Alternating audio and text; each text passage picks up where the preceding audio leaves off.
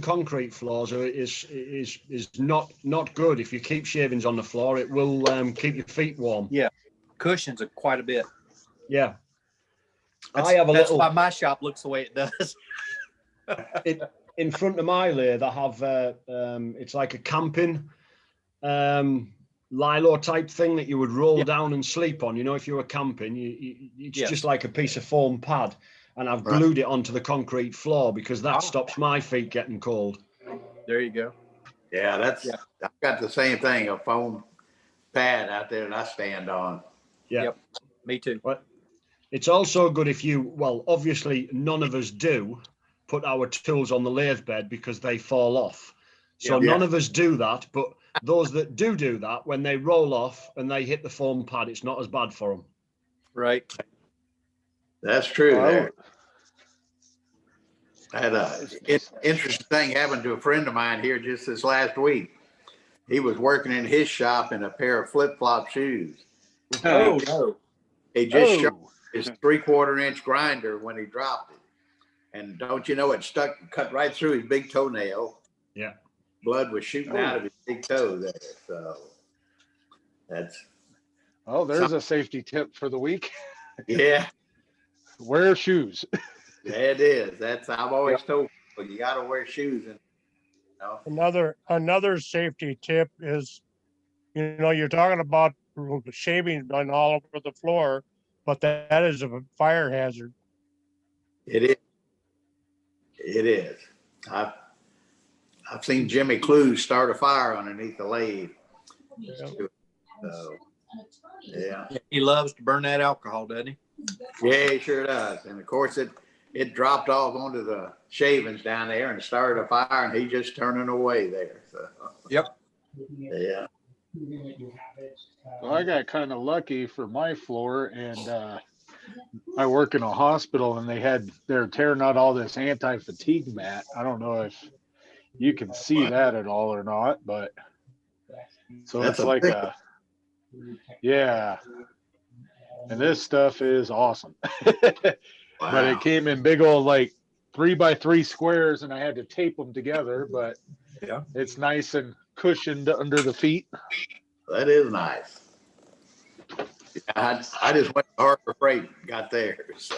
There you go. Well, yeah, and that's what I had at first, and then I got a hold of this stuff, and it's even better.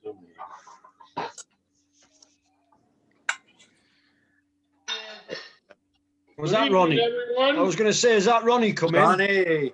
Yeah, that's me. I'm coming in. That's it. We better all be quiet now. The second captain's in. How are y'all doing? We're All right, where you been? I've been sitting right here eating dinner. Oh, Martin's got to eat a midnight snack. You're a bit better now, Ronnie, because a couple of weeks ago you weren't in good fettle, were you? Hey, Martin, I got a question for you. More stuff they put in the small. Tomorrow we all going to be eating turkey. What you going to be doing? So be it, but we found that. Yeah, they tell me it's going to be one of them days over there. Yeah. Yeah, no, we wait a while. Our turkeys get to be a bit fatter than yours. Yeah. I got a 24-pound turkey that's going on the smoker in the morning. No, we keep our turkeys to get a bit fatter until the 25th of December. Okay, all right. No, I don't. So by the time Christmas gets here, we tired of turkey. You just gotta get a hand to get it out. Yeah, I'll bet you are. I usually do prime rib for Christmas. There you go. I'll probably Who's have got my that noise in second the turkey on the background? smoker by Christmas. Founder, it might be till Christmas to get it off. Yeah. Everybody. From there, we're going to go all the way to Bald Mountain, where you can see some of the partly cloudy conditions from the foothills up into I'll the find him in a minute, Ronnie. Who's got that noise in the background? Our last stop's going to take us down here to our Casters camera, where we're looking at some fall colors and a nice afternoon, and the winds will be picking up. I found him. Whoever it is, I found him.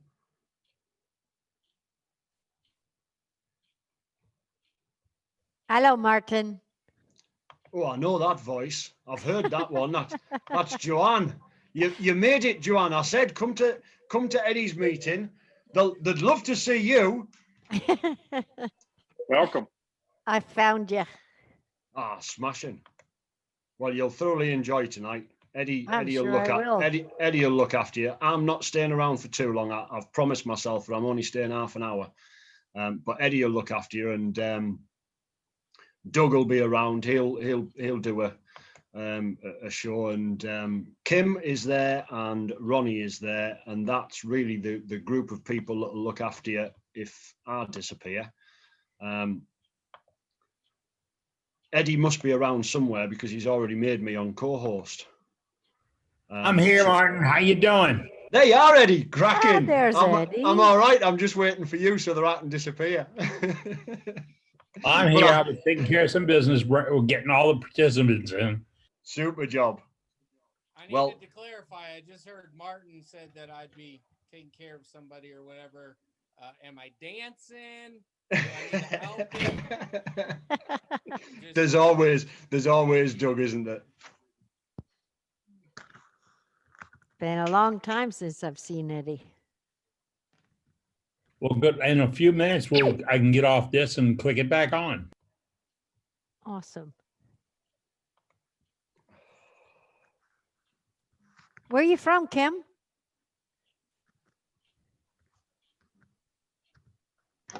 You're on Okay. mute, Kim. She wants to tell you Florida. She looks like she's got her hands in amongst it all.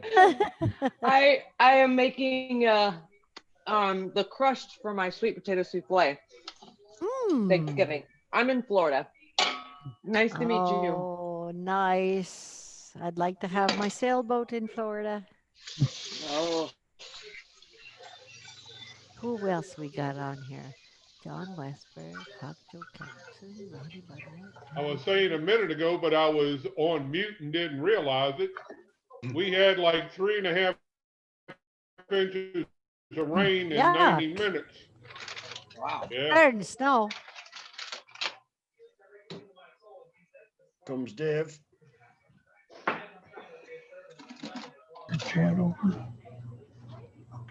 Yeah, we're getting a little bit of that rain over here now, Ronnie.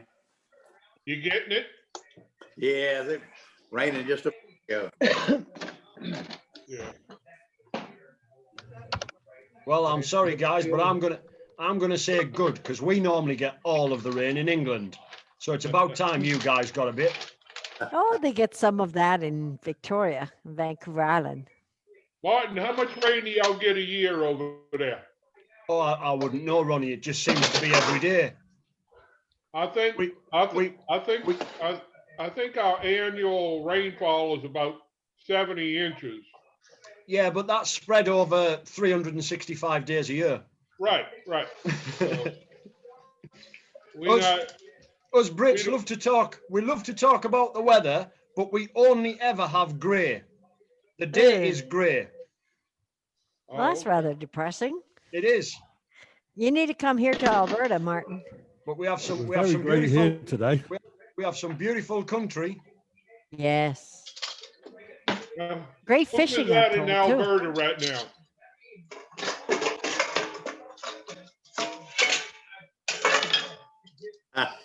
Who is that? Who said she was from Alberta?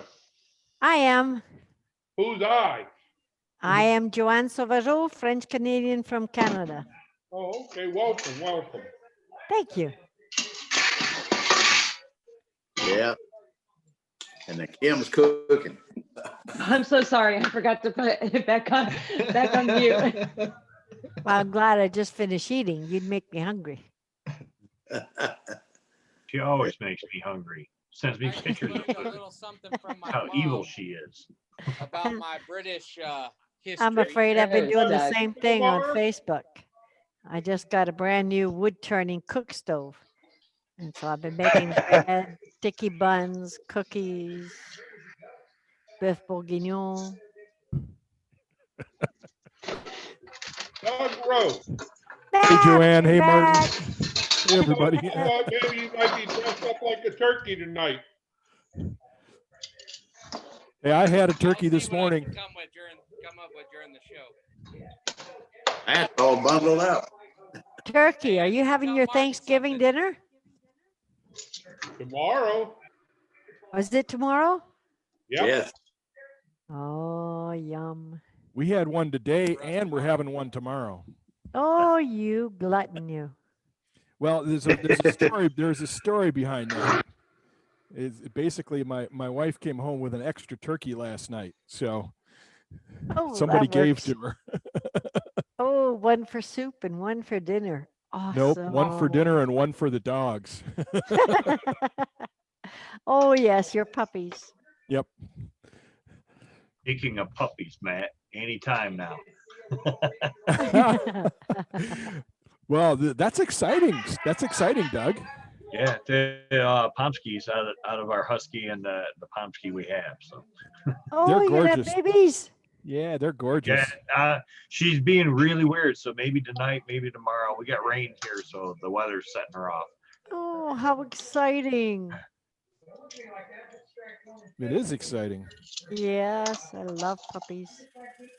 That's what you can't really see that. If anybody's looking, that's bed for her if she decides she wants to come in here and hide. Aw. So. I'll have to call mine up. Where's my Charlie? Very cool, Doug. What? Hope it all goes without a hitch. She's real clingy. She's not normally. There's clingy. my baby. Am I Hello, unmuted? baby. No, I'm not muted. Remember how skitsy she was? Now she goes to everybody. Touch me. You know. Kind of like mine. Come here. I don't think when Matt was here she'd come even close to him. So Well, that's just Matt. no, she can go see him right now. She's like, everybody touch me. Come here, sit. She'd sneak up on me, but she wouldn't. If I turned around to pet her, she would run. She come right to you right now. She's all about somebody touch me. Cool. Charlie's kind of like that too, unless this is nap time. Those are great stage pictures there for Joaquin, man. That's cool. Yes, it are. I don't know if Joaquin's here, but those are cool, man. He hasn't arrived yet, I don't think, but he won't be far away, won't Joaquin? I wouldn't have thought. Oh, Mind, God knows in a while. Oh, that's a neat one. Yeah, somebody turned that out of antler. We saw that at Bob Moffat. Yeah, those are neat that's too. Bob's. Yeah, As bones? Bob Moffat, and he's making them out of antler, deer antler. Oh, okay. I got a whole bunch of antler I haven't played with yet for a while. Well, those first two of his were out of antler. These are clearly not. But yeah, No. that's cool. That's a great idea. Nice. Sweet. I love the textures on them. Yeah. Ooh. All Hey, natural. It's kind of stinky when you drill it, though. Oh my God. And you got to be How many careful. They're people are you carcinogen. preparing for? Yeah. I've carved antler and it's bad for you. Really? I wear my mask. Yeah. Anything Right. causes pee with it stinks. Yeah. Oh gosh. Does it ever? Yeah, yeah. I know it stinks, but why is it bad for you, Joanne? It's a carcinogen. Get out of town. Mr. Doug Miller? No, really. It's you really have to wear some high protection. Don't breathe that stuff in. It's a carcinogen. Any bone I've or been antler. studying antler for years and years. Oh, bad. I never knew that. Yeah, no, it's considered a carcinogen. It's that and bone. My word. I didn't know that. Yeah, Never I've heard that carved before. both, and other than the stink of it, it's very bad for you. Yeah, the stink. I mean, it's, if you ever burned your hair, Yeah, it just smells the same as that. And so Yeah. in that mindset, it never really bothered me, but I never thought that it would be dangerous. Oh yeah, I wear a full shield with air and the whole, and I'm not huge on safety, obviously, because I'm gonna die of cancer sticks long before any bone kills me. But Just so blows yeah. some my way. I just want to smell it. I miss it. Details.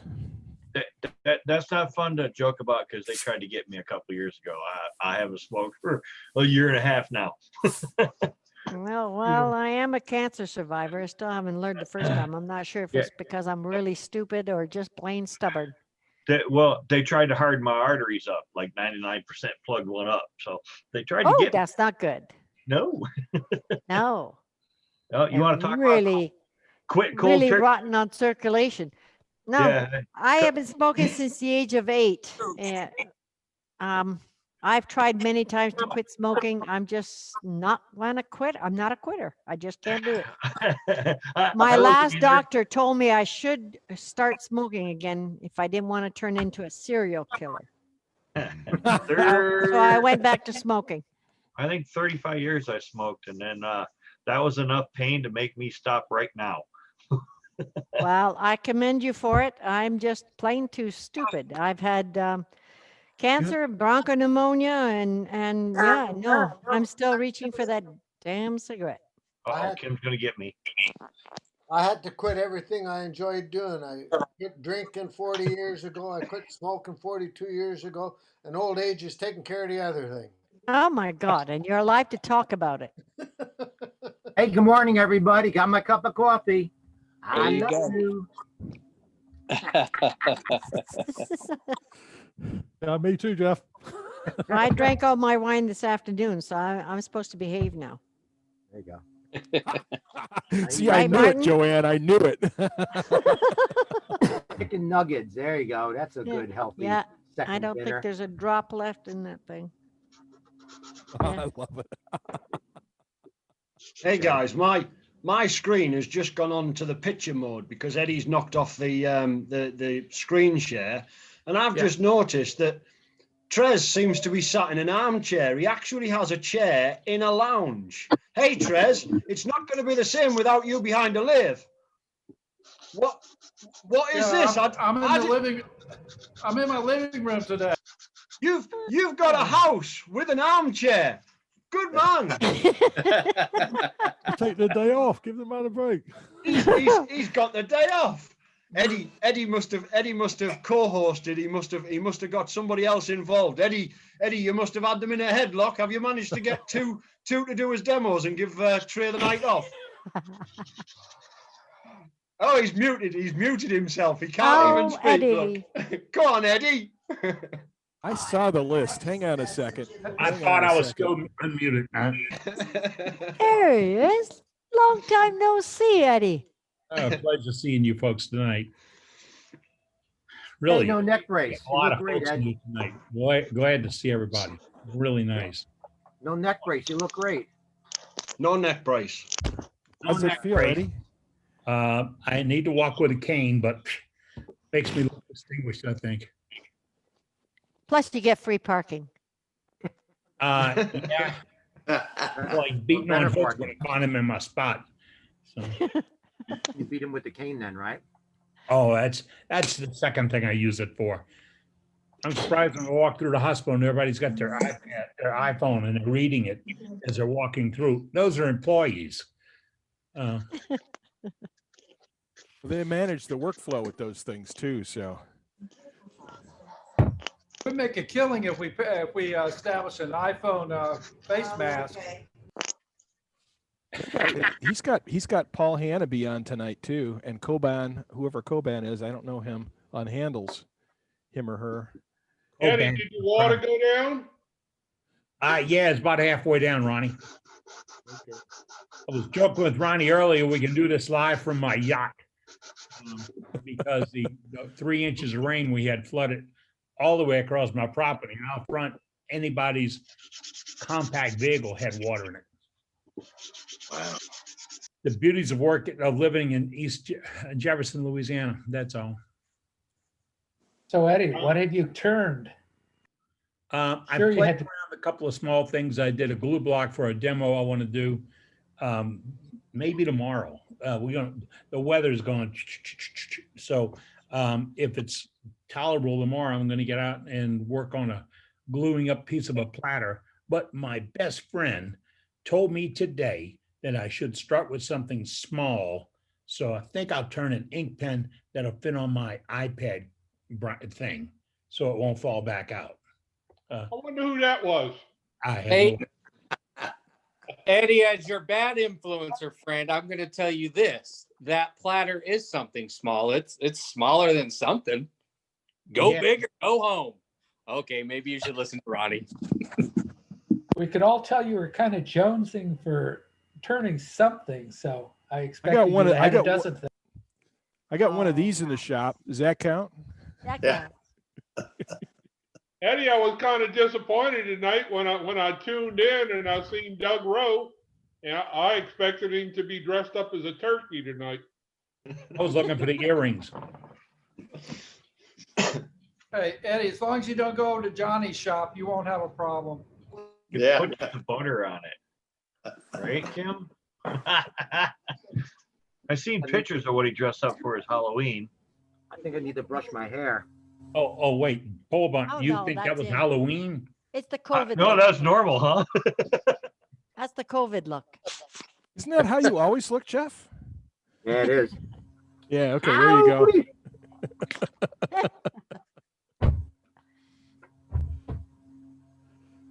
Jeff, I thought I heard you say, "Here, hold my beer," so you could. I love you, man. There you go.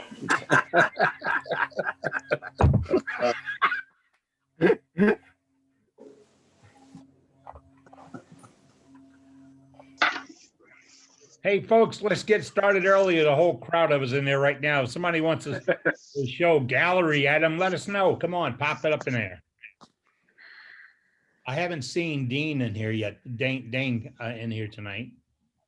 Hey, Eddie, Dane texted me. He's not going to be able to make it in. He's got some turkey stuff going on tonight, so he's not going to make it. Let me kick off gallery with this right quick. And as usual, I'm going to break some rules. Now, we said we never talk politics or religion in here. I'm going to break that rule and say, if you are a Christian, go ahead and raise your hand. Okay, thank you for volunteering. That's the way the Army does things. We get people to raise their hands and they volunteer. So here's what we got going on.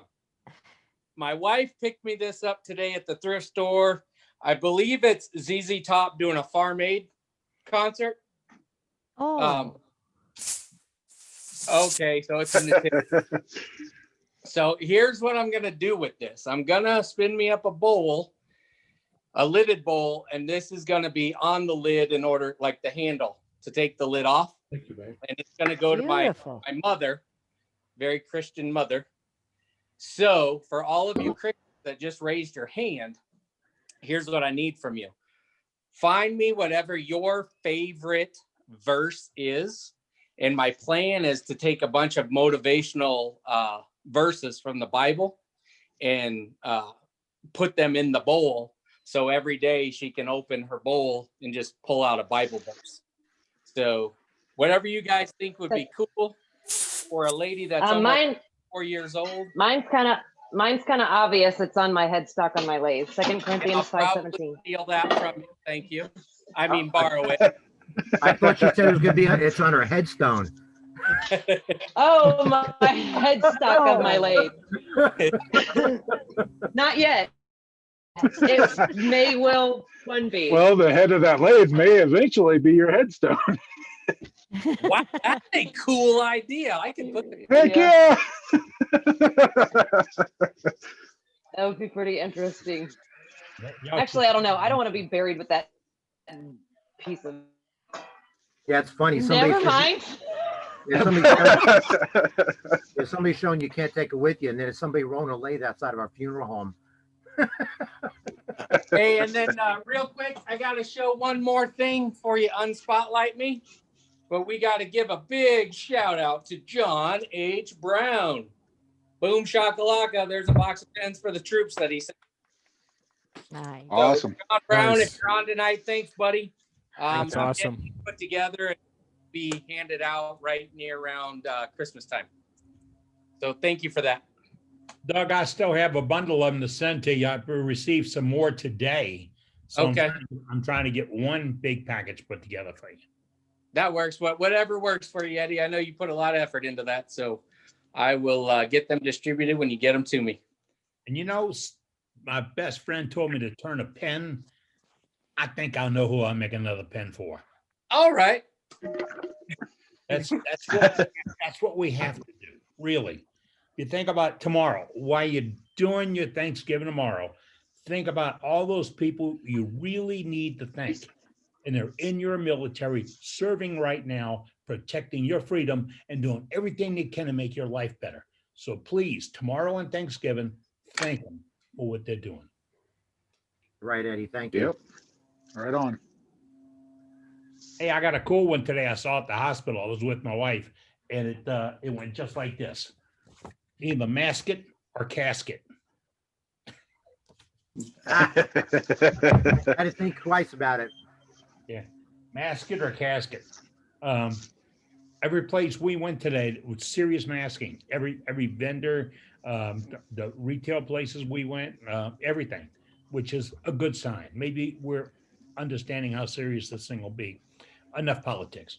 What the heck? I got some folks out there. I need one of my co-hosts to do the gallery for me tonight. Watch the chat and pop in the gallery. Can I get one of the co-hosts to handle it? Yeah, I'll jump into the chat and watch on that. Okay, thank you, Doug. Appreciate that. That's what Dane normally does for us. I got some really nice photographs of an ink pen that Dane did. Really nice. I thought I didn't put them on the scroll before the show. I'm gonna change it out next week, take the ornaments off, and I'm getting bottle stoppers in already. So I'll start putting the bottle stoppers up, and that's a challenge we have going right now is bottle stoppers. Kim, how do I get a chunk of that stuff? Oh, sorry.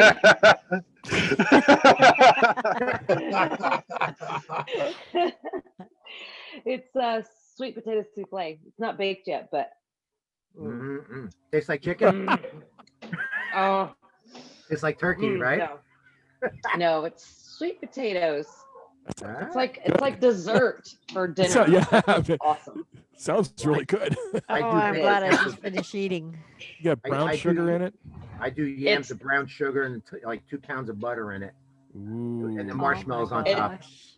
And that's not done yet. I still gotta put the pecan crust on top. Ooh. That's what makes it Oh, you tease you. And we wonder why we it's- had on Thanksgiving. sinful. I got 2 pies in the oven, and I'm about to start making Parker House rolls. All right, I got my turkey in the brine. He's swimming away. The turkey dancer swimming. Hey, Kim, make sure you don't have any resin in the kitchen, okay? yeah, that would be real bad. I think we would all need help using the restroom after. Those sweet potatoes will become crunchy quick. Oh, yeah. All right, cross the line. This is my beggar. This is my beggar. She wants more chicken nuggets. Can't have too many. Right. Yeah. Oh, puppy. Oh yeah. That's my baby. My lab. I love Oh, lab. she's beautiful. You gonna give me a kiss? You want another chicken nugget? Give me a kiss. So I have a gallery item, but I don't know if I can share a picture on here because I don't have the item anymore. I can get to you one moment. I'm trying to get back to you. I lost you there for a second. Say something. I'm here. Yeah, Jason's on Spotlight, Eddie. Yeah, He's on Spotlight. but I don't know if I can share a picture or. I'm getting there, and hold on, something went wrong just now, but I'm getting back. He's on Spotlight. He's Might not be able to share screen yet. No, I can't. Why not? Trying to do the share screen. There it is. Multiple share screen. Okay, now you're up, Jason. All right, let me see.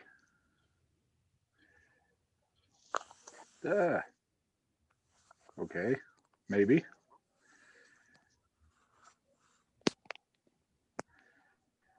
Take a picture of it and then reverse it on your phone to show it. Well, ow. I don't know. I'm not real great with this technology stuff. I don't know. I don't know his name. There it is. Oh, that looks really, really nice. Did you make that out of ebony? Did you see it? I didn't see it. I just I don't see know. a black screen. I see his name on it. I think it's Blackwood, not Evans. Oh, yeah. Yeah, by the grain pattern, I think you're right. That I don't know how this thing Good works. job, To back it up a little bit, you're covering the whole screen with it. You got a kid there? They'll show you how to do it if you got a kid there, right? Yeah, I don't have any of those. Neighbor? Your dog? Eddie, the next one up is going to be Doug Miller. Okay. If you click on Doug and say spotlight, I'll be able to sit because I can't. Here I am. There he is. I'm here. We're unsafe tonight. There's Doug. Hey, Doug. How to do? Yeah, I don't know. I'm here somewhere. Oh, I got you. Okay.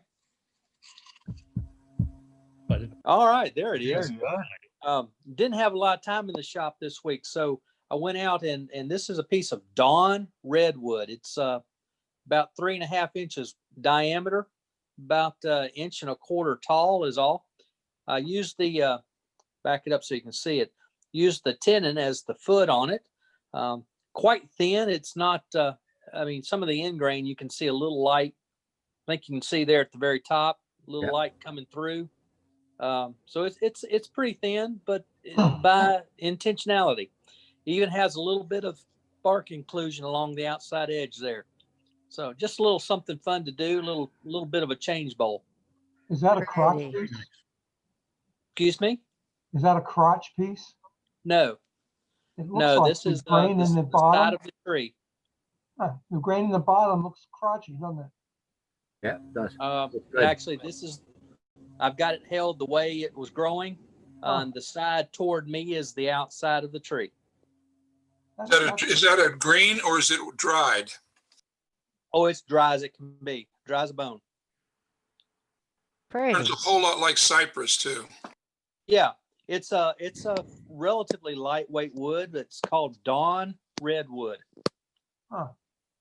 Friend of mine planted it lots as a of spots sapling many years ago, and this tree got to be about 4 inches, 5 inches in diameter. Very neat.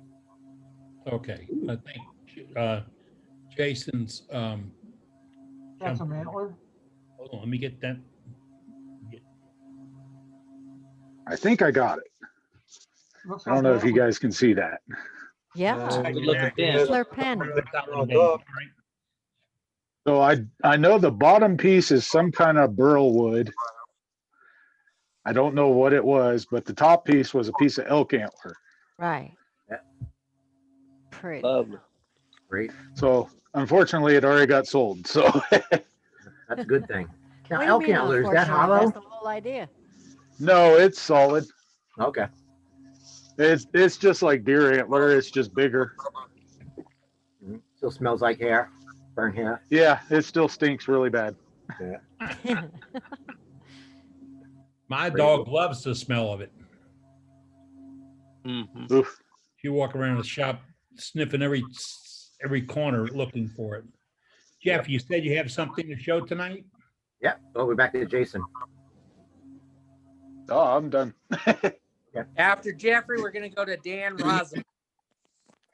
All right. Can you see me? I got you, bud. Well, All right. Well, I see. Up there's Ed.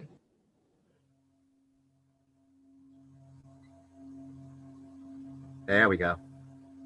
That comes and goes. I'm not sure if I've shown this before. When I do the AAW video stuff, I usually do the ornamental turners, and the last one they end up giving me this. Well, it's a pen, and this is actually done on what they call a straight line chuck system. And every one of these things are tiny, itty bitty little cuts. So this thing will go up and down. It rotates, and this little machine just sits there banging away to make these things. And this thing is just totally perfect. And it was really nice. David Lindau gave that to me from just an amazing, very heavy pen. Oh, so he did it on his ornamental lathe. He actually did it on another machine called a straight line chuck, but he does have an attachment that you can do it also on the Lindau lathe. But yeah, this is amazing. I actually bought one of these for my mother too, from another gentleman, and You know, she's got a pile of my pens. But this, I did not make this. It's really a cool pen. One of our original advisory board members, Dale Campo, made one like that for me out of blackwood, African blackwood. It is it's kind of on display because I won't use it. I don't want to get my oils on it. Yeah. Well, yeah, it's just an amazing pen. So that's it for now. Thank you. Thank you. All right, let's take a trip. We're leaving New Jersey. We're heading over to Oklahoma. And let's see what Dan Rosell has to show us. Rozzell, Dan Rosell. Oh, there he is. I don't see him. Unmute, Dan. Dan, you have to talk to us. He's muted. Flash your space bar, Dan. No, Dan's on a phone. Ah, okay, Dan. That's There it. we go. Now you should be How in, about Dan. Yep, that's fine. That should work fine. Hey, like I said, I think I'm now on my 2-month anniversary of getting my very first lathe, and I think I found what I really like is these little live edge bowl, 6 inches. It's oak. It's a little crotch piece, but it's got a lot of nice character there. I don't know how well you can see that. Looks you know, good. where the edge comes down, and you know where it comes over. The wife really loves it. You know, it's got excellent detail. I think I'm gonna make a lot more of these. And then on top of that, the wife's approved me. I think it was yesterday. I just put in my order for a new jet lathe on the Black Friday sale. So evidently, I'm doing something good. She's let me buy the MIDI lathe now. So stepping up. And then I do got a question. I picked up an assortment of tools on Facebook Marketplace. You got some real nice tools, but inside it, one of them I haven't seen before. It's a carbide, and it's got an insert, but it's round like a 3/8 insert. Carbide. I've never seen it before. It's the tip that's broke. It's broke on it that came in it, and it's round. I don't know what it is. I don't know if anyone. It looks like a little hogger. Yeah. Could you You can show us the probably get tip some better? inserts in there from AZ Carbide. I can't really see that. Okay, yeah. Is that Yeah, square inside there? Yeah. Yeah, it's round. Yeah, they're great. Oh, that could be a Yeah, welder. if that's what it is. AZ Carbide. AZ Carbide. Yeah, I'll put it in chat. Okay, thank you very much. Appreciate it. They're Thank you, Dan. wonderful tools. That's Thank you. it's not just a regular lathe bit, is it? On the end of it? I don't know. It's broke. Is it screwed in? It's got a set screw on the side. On the side. That's what it looks like, a little 1/8 inch square high-speed steel. But But You said it's round. rounded. Yeah, the tip is round, but Could what it be a is, welder it's bit. it's a cutting bit from like a metal lathe. It's usually high-speed steel, and then they just rounded the end. But it's a little blurry, but that's what it Yeah, looks like. see, It was that screw. See if you can zoom in a little bit for us on the tip of that tool and let us all see it a little better. Aha, it goes in the very tip. So if you take the set screw out, that whole piece is round then, huh? Right. Yes. So Okay. it looks like a little hogger.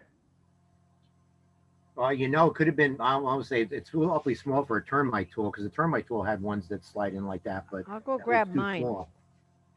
But it wasn't a large concern because I think I got a total of 19 tools. About 7 of the tools were Sorby tools, some Pinnacles. I forget the other brands, but I paid $200 for it all. So That sounds like Yeah, a pretty I good don't- deal. I love Sorbies. They're a good tool. Yep. That's how to buy them in Yeah, bulk, you know? That looks like that's just a little metal bit that you'd use for hollowing vessels out with. Mm-hmm. Sort of like what David Ellsworth used to sell, right? Exactly, except for this has a set screw to hold it in instead of gluing it in. Yeah, So this Joe's would got be something the to piece show. I have. One of the ones I have. Well, that's just a common scrape That's- around. Yeah, it's not the same thing. That's what I thought he was going to show us, but when we looked at that tip, it's completely different. Oh, is it? Or it's broke off. Yeah. Put it Wow. up there one more time. Show us just the tip. Ha. Yeah, the tip of it is actually broke. I don't know if you can see that. So, I mean, it may have been a holder for a round carbide at one point, like Joan showed. Yeah. So I have a tool like that, and it has a router bit. I've got one like that too, with a router bit for a scraper. It looks, my tool looks just like that. I've It has got a one router that's got a metal lathe bit in it. I don't know if that shows up. I've shown this before, but I don't know if that's. Turn it. Okay, that looks a lot like it right there, Matt. Yeah. Okay, what this That is, let me switch cameras. What this is a let me cut to this one here.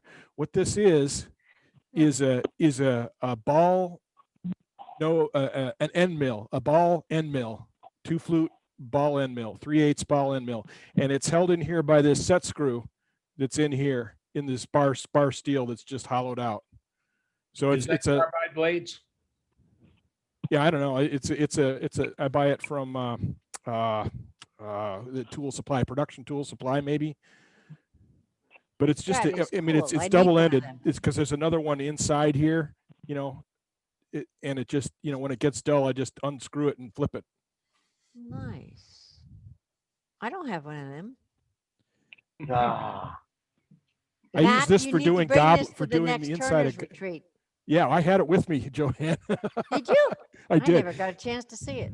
Yeah, you and I didn't. We spent more time after the turning was done because we were all both teaching the whole time. Yeah. Can you buy the inserts for those? Yeah, Do you know a place to buy them? Production tool supply. Let me see. I got a whole drawer full of them somewhere in here.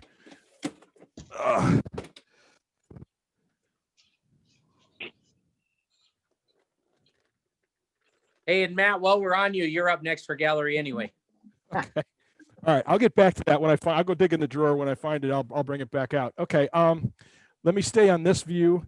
This is the Lichtenberg plate I was burning the other day. I did a little bit more and finished all that I'm going to do on it. But it's sort of a tree running along the side of the plate, and I left the high figure in the middle so you could see it and burned around it.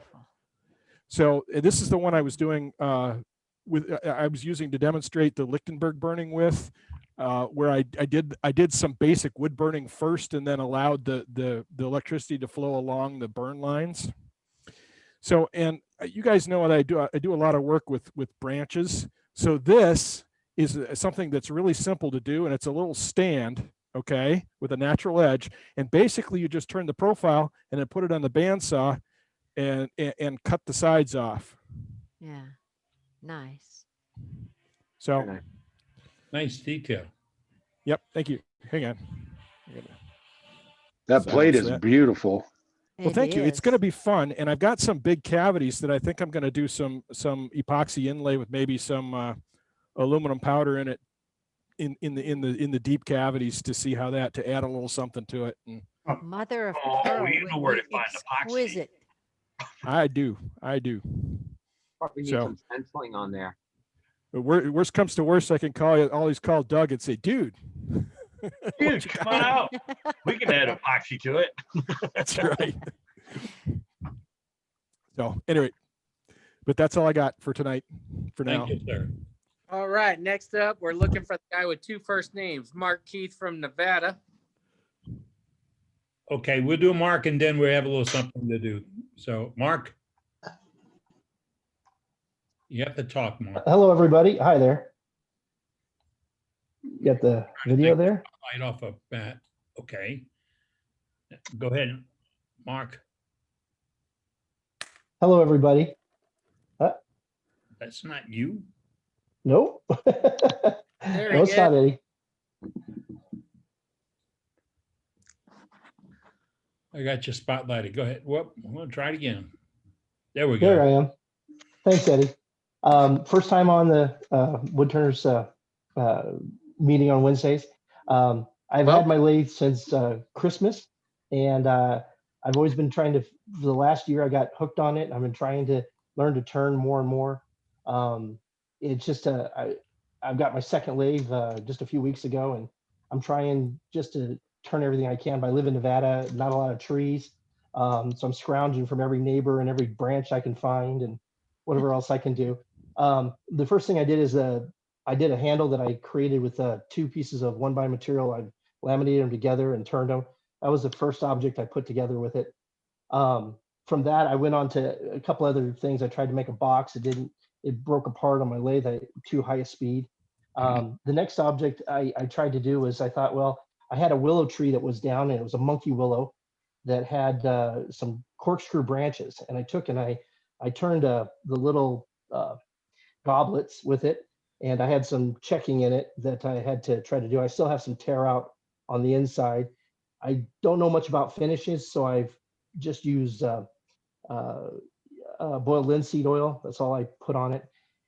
From that, I thought, well, if you can do one, then you try to match it. You try to make 2 of them that are the same and get them as close as possible. And I'm trying to learn to sharpen, and of course, I've got a lot of tear out, a lot of stuff that isn't. But this one's a lot thinner than the other. From here, I tried. Let's say a few months back, I tried to do a bowl, and when I did my bowl, I had that a neighbor's poplar tree came down, silver poplar, and I tried to carve a bowl, and I was trying to do it from the heart of the tree, and what I had is it broke out as I was trying to carve it, and I got a lot of checking still in the bowl and a lot of tool marks still, and it was my first time trying to use a chuck on the end, but it's just some of the stuff I've been trying to do and learn. And I watch Eddie's videos, and I watch stuff on the net all the time, trying to pick up as much as possible. And I think this is wonderful. Thank you, everybody. And Quite welcome, and welcome, Mark. Welcome to the club. Yeah. Welcome Thank you, aboard. guys. We look Well, forward. Welcome to the addiction. Yeah, you'll learn something here. And then Thank you. as far as you being in Nevada and not a lot of trees, you just need to invest in a decent chainsaw, and then you go to those HOA neighborhoods at nighttime.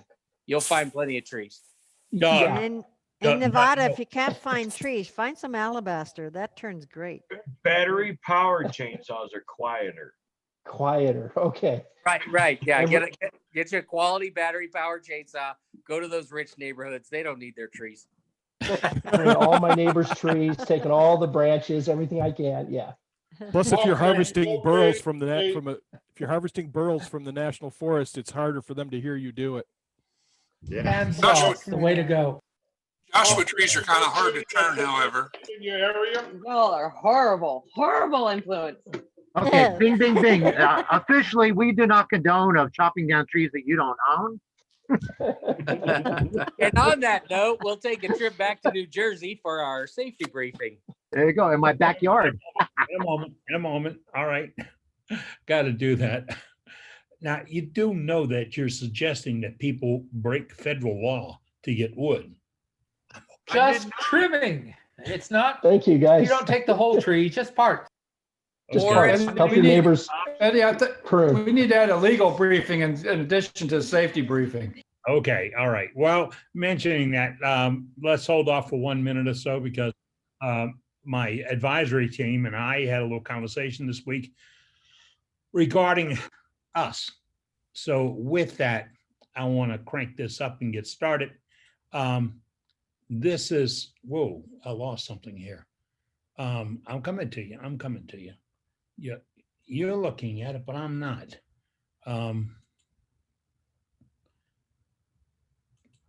That's going to come up better. There we go. Okay. For the new members, and welcome to all of you. We are the Worldwide Woodturners.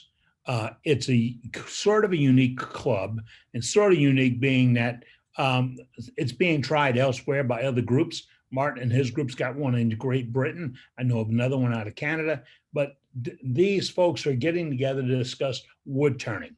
And what we get together for is to do just that, to show folks and teach folks who want to get into what's going on and get into the programs.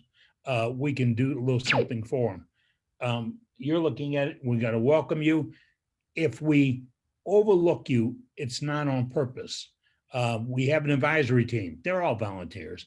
We have folks that help us with co-hosts. They're all volunteers. And remember, you don't pay anything to be in this club. It is your club. We've been here for a little bit over a year. We've been having a little fun. I think it's extremely informative, and we do a lot. It's open to everybody. There are no restrictions. There will never be a restriction on it. And remember this, membership is free. That's it. We're funded by private money. You're never going to know where it came from. I'm never going to tell anybody where it came from, because they just want to do what we want to do, expand horizons of wood turning. You can get access through our website, worldwidewoodturners.org. And there it is. I think we have it up there, worldwidewoodturners.org. And there's a link, a place to join the meeting, but also our masterful IT director, Dave, has put a clock on this, so you know how long it is. 6 days, 3 hours, 12 minutes, whatever it is, until the next program starts. And funny, he's got it working for the whole wide world. Isn't that something? We want you to get involved. We want you to participate. Tonight, Matt Hannaby's doing a demonstration for us on our club. We've had him from 5 or 6 other folks, and we're looking for you. I don't want to belittle anybody, but you don't have to have it to be a world-class production. Come off your cell phone's fine. We just want to know what you know. And you can come early. We turn the clock on at 6 o'clock. Last week, we turned it off at 9:30. Don't stick around for all of it. Like Martin, he's got to get gone tonight because it's like morning for him. But you're welcome to come early and stay late. And remember, our show and tell is open to every single member of the club. We want to see the best wood turning in the world, and that's your wood turning. And I'm not joking. It's not a line. I'm not selling insurance. I'm telling you straight up. If you believe it's worth showing, I believe it's the best in the world. And that's what we're doing tonight, is talking wood turning. That's all we do. So with that, I'm back to my co-host, and he's going to bring up some more folks who wish to get into the gallery tonight. That's Doug Rowe, our first sergeant, pardon me. Doug, you have somebody else up? Not yet. I'm going to add one little thing that you just said about that. We want to see the best wood turning. That's true, we do. But new turners, don't let that intimidate you, because there's been a lot of us, myself included, we put something up there, and these wood turners, they got more wood turning experience in their pinky toe than I got in my whole body. And then they give me advice on what to do. And it just makes me a better turner. So we want to see all of them turn-ins. That's right. Thank you, Doug. And oh yeah, by the way, we just looked at somebody making some goblets, and he said he had some tear out. And I am not good with names, folks. If it's not printed there, I won't get it. But he was talking about tear outs. Consider scrapers. Very underrated tool that can do wonders when you're suffering tear outs. We'll get into that. We'll have someone demonstrate that to you one day, might be me, on how a scraper can finalize your work before you go to sanding. I'm not a great fan of sanding. I'm a really big fan of scraping. Now, just a minute ago, my website director, IT director, asked me to remind y'all that on our website now, we've got a map of where, it's about that big, of where our members are all over the world, but we don't have all of you. So tell you what, if you go to chat and put in who you are and where you're from, he gets that. He puts it on a website.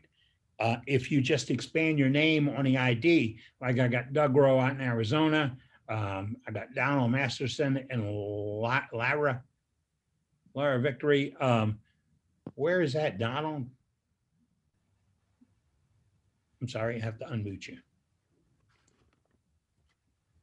Donald, you have to unmute yourself. Press the space bar, Donald. It's not working.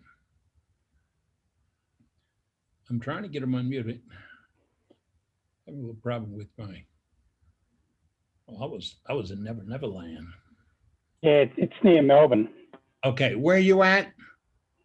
Near Melbourne. He's in Melbourne, Australia. Oh, you're Melbourne. Okay.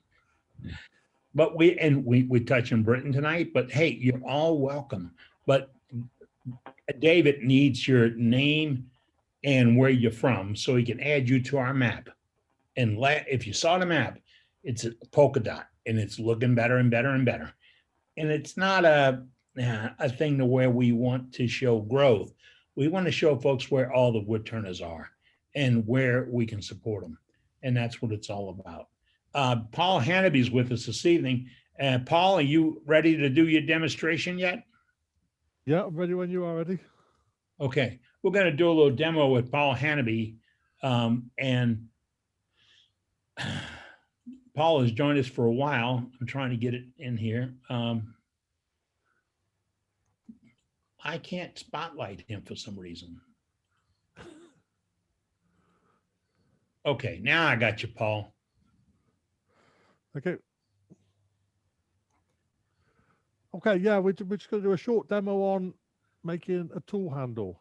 I don't know about you, but I quite often buy tools just like this and make my own handles. I prefer it that way. I mean, that one there is an off-the-shelf 3/8 spindle gauge, and for me, I've got pretty big hands, so that's a little bit on the thin side for me. It's okay, but I prefer something a little bit chunkier.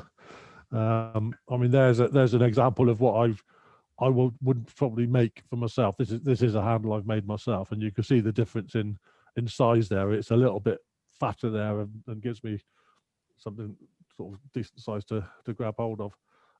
Lengthwise also it's slightly longer, but there again we've got a 1/2 inch gauge in that one instead.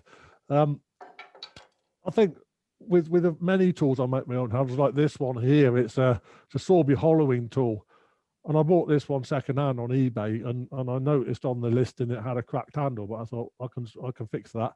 So I bought this and got it for a good price and just turned another handle. So saved myself a packet on that one. Generally I'll use ash for the handles. It's always been regarded as a good material for the handles. It's quite a durable wood, resists splitting, and it's pretty tough. So that's what I'm going to be using. Here's a piece which I'm going to make a handle to fit this 1/2 inch spindle gauge. It's about 12 inches long and approximately 1.75 inches square. I'll probably end up round about 1.5 inches with that.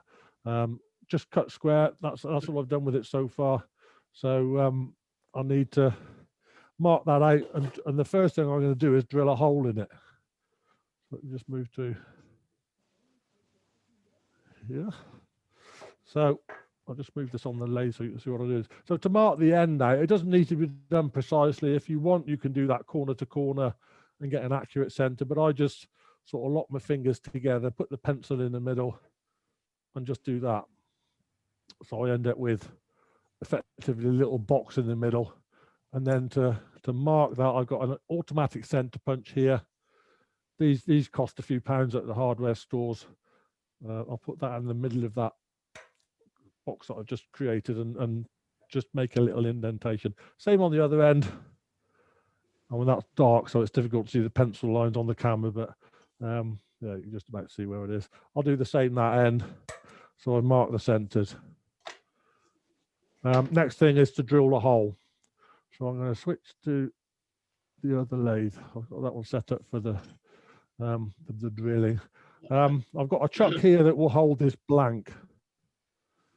So if I put the piece of wood loosely in the chuck, as I've got a drill there, I'll just center it against that.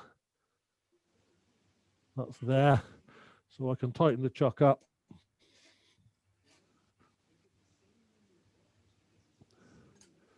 And I'll just withdraw the drill. I'll set the blade speed slow, so when I turn that on, it's going to run pretty slow. Before I turn that on, just grab my visor as well. One thing to bear in mind with drilling on the lathe like this, the drill chuck here is on a Morse taper arbor, so there's a chance that will twist, and also a chance it could pull out of there when I withdraw the drill after drilling the hole. So one thing to watch is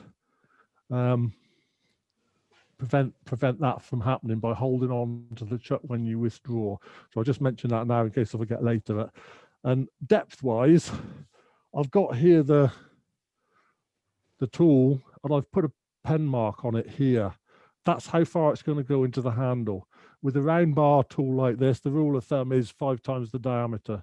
So that's a 1/2 inch diameter, so I'm aiming at roughly 2.5 inches. So I'll put that up against the drill, and I'm just going to put a chalk mark on the drill so I can see where the hole needs to go to. And I'll go just a little bit farther than that, but that's just marking where I need to drill to. So I run the lathe fairly slow, around about 500 RPM, and I'll hold on to the chuck as I go here. Lock the tailstock down so it stays where I put it.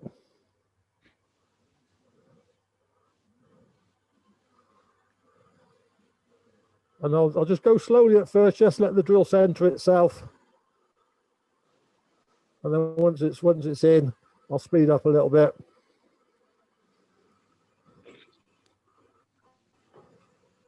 And I'll go in so far, and I'm feeling resistance, so I'm going to withdraw the drill. But when I withdraw, I'm keeping hold of the handle, hold of the chuck. So there's no chance of it separating from the quill on the Morse taper.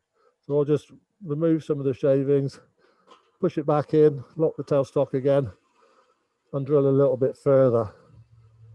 You can see there I've got to that chalk mark now, but I'll go, let's say, another 1/2 inch, because I'll probably take a little bit of wood off the end anyway. So I'll go a little bit farther than I need to, still holding on to the chuck, withdraw that, and that's the drilling done. That drill's going to be a bit warm now, so I'll leave it where it is to cool down. So I'm done on this lathe now. I can take that away and switch to the other one.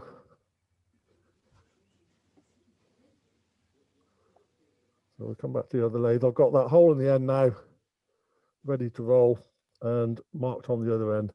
I always drill the hole first. I think that's the easiest way to do this, because then you can center your blank on the hole, and you know your handle's going to be concentric. The other thing which I'm going to need for this, which I haven't mentioned, is a brass ferrule. Yeah, that's the one. These I buy. I mean, one of our tool manufacturers, Ashley Isles, sells the brass ferrules at the tool show, and they cost a few pence each. You can see here, I've got different sizes. That one's a recycled one off a carving tool or something, but these two are new ones, I think. So that's the one I'm going to use. So I've got the ferrule I need. You can use copper pipe plumbing fittings. In the past, I've even sort of recycled a length of steel tube that was a wardrobe hanger in an old wardrobe that was being thrown away. So and I looked at that and I thought, yeah, that's about the right size for some of the ferrules I needed. So as long as it's a strong enough tube and about the size you need, then that's all you need. I mean, here, if I put the tool against the ferrule, you'll see roughly the sort of the size difference between the two. I mean, I've got a 1/2 inch tool, and that's probably close to 1 inch. So we've got, it's a little bit less. It's almost 1/4 inch each side of the tool, between the tool and the ferrule there. So there's enough metal there to hold it in place, and enough wood to support the tool.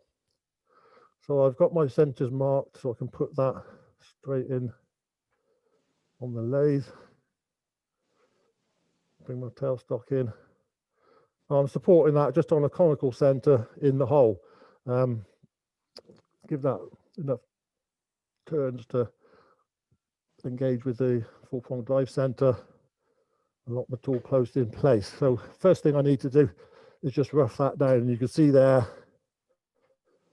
my tool rest isn't quite long enough, so just to make life slightly easier, grab a longer one. I've got one that's just a bit longer, so that makes life easier. If I didn't have a tool rest long enough, I would overhang it one end, turn as far as I could, then move it the other end. But here I've got a rest that I can set up to allow me to do all that in one go. When I've set this where I want it, it's about there, lock it in place, spin the piece of wood. I always make a practice of spinning that away from me. If I go the other way and forget to move my thumb, it hurts, so I'll go that way. So the first thing I need to do with this is to rough it down to a cylinder. And to do that, I've got a 3/4 inch roughing gauge here, spindle roughing gauge, fairly straightforward.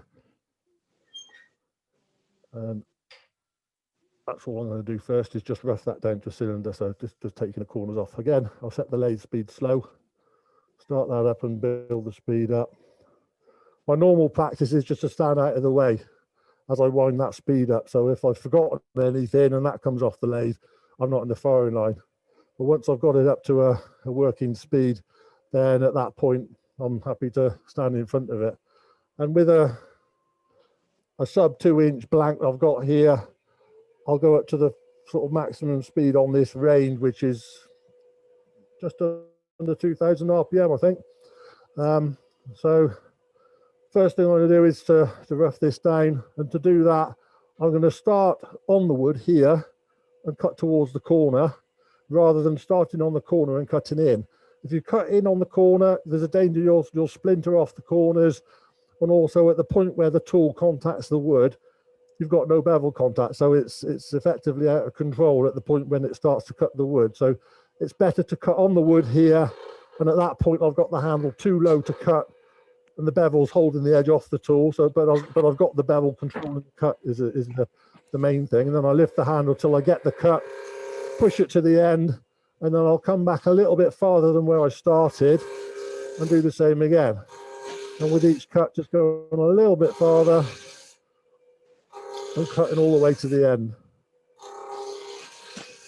So I'm effectively cutting a taper at this stage, but we can sort that out when we get to the end. And now I'm close to the other end, I'll just cut to the other end.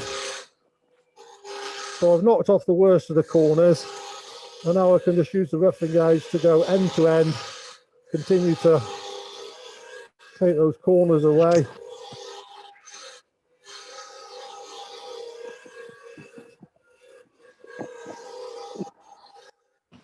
And you can see the gap between the rest and the piece of wood has opened up quite a bit. So it makes sense to move that in to maintain control. The bigger the gap between the rest and the wood, the less control you've got. And I've virtually got to the point there where the flats are gone. There's a little bit there, just a little bit there, but I'm almost at the stage where all the flats are gone. So that just needs a little bit more work to finish off. So this end's got the hole in. I'm not going to worry about those flats, that they will come out when I do the shaping of the handle. And size wise, that's probably just a little bit too fat for me to hold, so I'll take a little bit more wood off that. But initially I'm not going to worry about that. My first job is to get the wood down to the size of the ferrule and make effectively a spigot at the end for the ferrule. What I'm going to do initially is just size the outside of the ferrule, knowing that that's going to be a little bit too big, but at least it just gives me an easy measurement and an easy place to aim for. So I'll pick up either a parting tool, not just a simple straight parting tool, or if you use the beading and parting tool like this. Either's fine. Both will do the job. So whichever you prefer, really. I'm going for a wide-ish spigot. that's fine. But I can see on the end here where this sort of dark end was, there's a couple of little cracks there. So I'm going to allow a bit that I'll just cut off. So I'm going to over sort of lengthen the ferrule for that reason. So I'll use my beading and parting tool, start to turn that down, and I'll bring my calipers in. And I can, these are nicely rounded on the tips, so I can put that against the wood while it's running without it digging in and causing any problem. So I'm now at the point where I'm down to that size. I'll extend it lengthwise by doing another cut to the same diameter.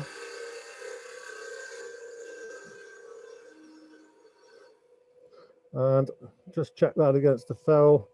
I want a bit more, plus I said I was going to take a bit off, so we'll go around that way. So lengthwise, let's just put that up to give me an idea of the length. I've got the length of the ferrule and then a little bit of slack on the end. I think I probably need to take a bit more than that if I can see this crack's extending halfway down that ferrule. So I'll go a little bit farther, and I may have to just extend the hole as well.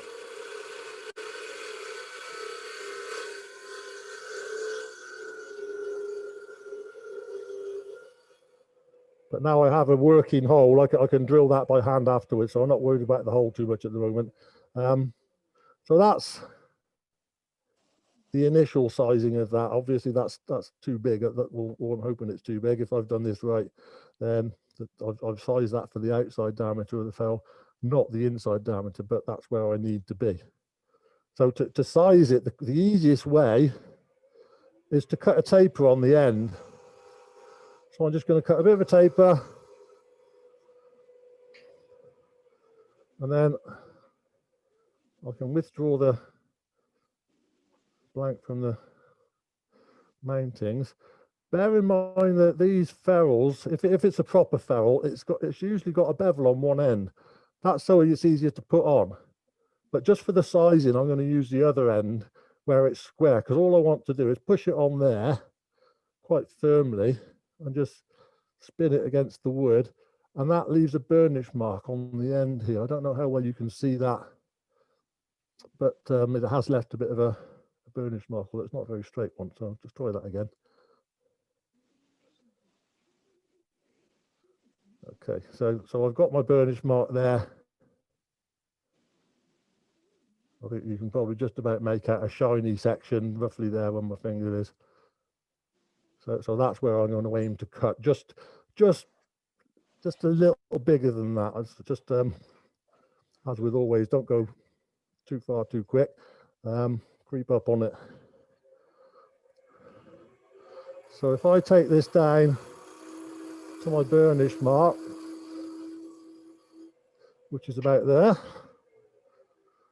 and then I can check the fit. If I've overshot, I can always lose that bit. That is a little bit loose, so yes, it's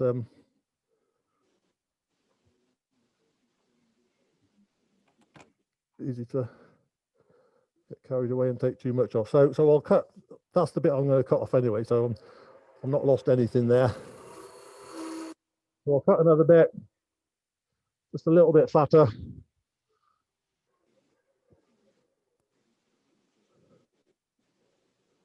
Try it on that, and that's oversized, but it's a snug fit on that taper. So that's pretty much where I want to be. Made it back on. Oh, splitting the end there, so I over tightened it. So I can take this down to the diameter I've got there. And if you want to be doubly sure that the size you've got there, if you set your dividers, your calipers to that, you can check it as you go down. I've got a very slight taper on that. So if I just put a little bit more at this end, straighten it out a bit, and that's the taper done.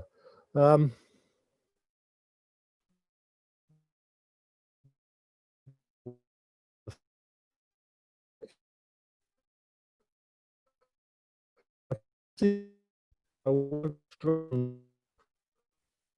I do is put a pencil mark against the blank, so you can see that.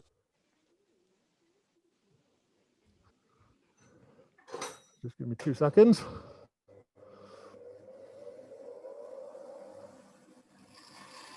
While Paul is over at the bandsaw, thank you folks for putting in your name and your town into our chat. I see we had about 40. So that's shorten the ferrule, or shorten the spigot that the ferrule will fit onto. And that's actually a bit loose. Could be tighter than that, never mind. Yeah, I think I've just turned a little bit too much away there, but never mind. That's not too loose. You were leaving step. glue. Sorry, can you say it again? I said it wasn't too loose. You were just leaving room for glue.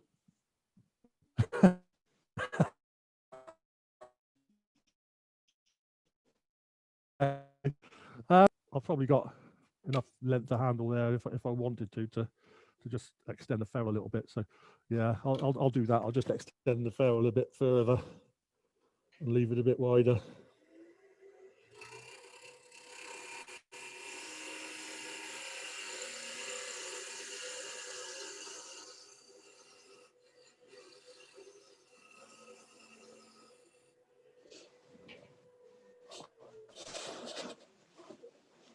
So we'll just check that's going to go on. Needs just a little bit more off.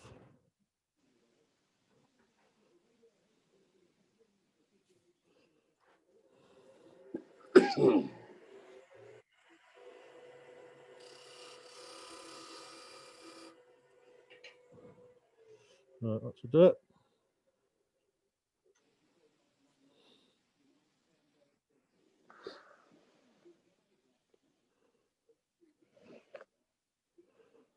Just a little bit more, I think. Go back to square one here, aren't I? And overshoot again, but hopefully not.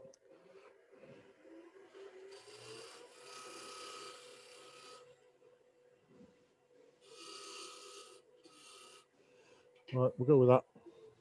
And again, I'll just trim that off on the bandsaw to the right length. It's easier to do it while this handle's straight before I shape it.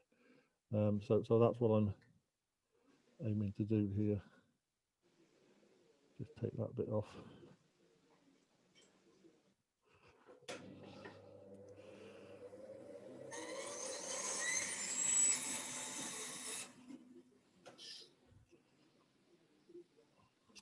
Okay, that's good.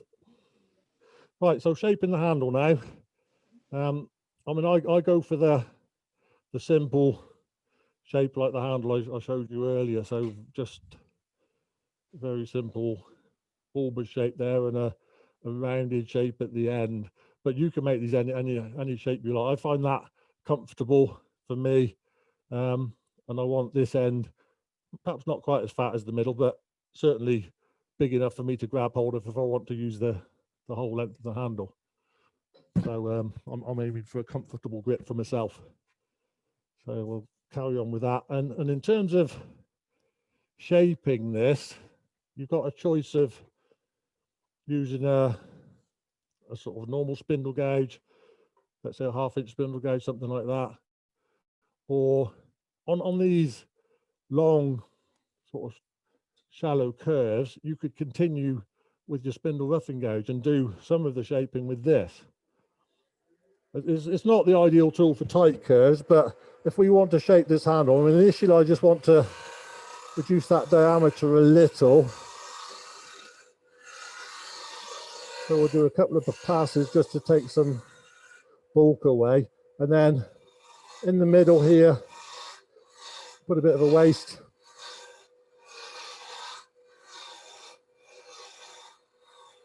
And then at this end, start to shape the front end of the tool. Round that over and likewise back here. So I can do some of the shaping with the spindle roughing gauge or another tool that works well at this scale is the Continental spindle gauge like this one. So it's a wide flat gauge. I think this is a 3/4 inch 19mm. So I can use that to get these long curves. And the advantage of using a wide tool like this is you get a smooth curve much easier. With a narrow tool, any little movement you make puts little bumps and ridges in the shape, whereas using a longer tool like this avoids that problem.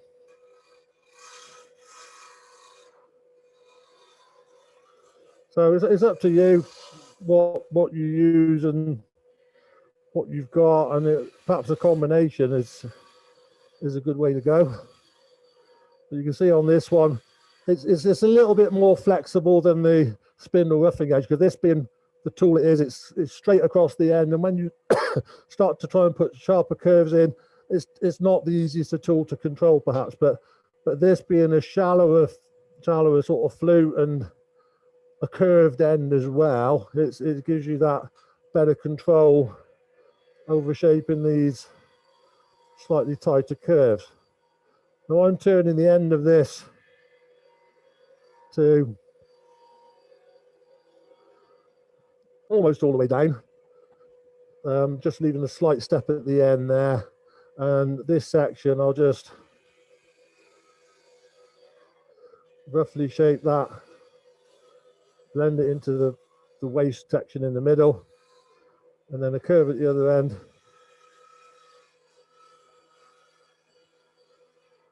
One thing I am doing here is the convention for the spindle, because all the grain is running along the blank here. To do what they call a supported cut, I'm cutting from the wider section to the narrow. So I'm going from the wide point here to the narrow section, and from the wide point here to the narrow section. You can cut the other way, but you won't get as good a finish. So initial roughing cuts, you could probably break that rule and sacrifice the finish, but to get a better finish at the final stages, certainly cut in the right direction. And this end here, I'm going to finish that with a narrower gouge to get a tighter curve on it. So we'll cut into that section there. I leave the middle of the section moderately thick as well. I don't want that too thin. For my sort of grip, that's good for me. So I'll switch to a sort of a 1/2 inch spindle gauge now, and just shape the end of the handle. I'm remembering that I've got obviously the marks from the drive center there. So I'm going to leave enough wood to remove to get rid of those tool marks, to get rid of the drive center marks, shall I say. So I'm just bringing my curve in short of the end of the piece of wood to allow me to do that.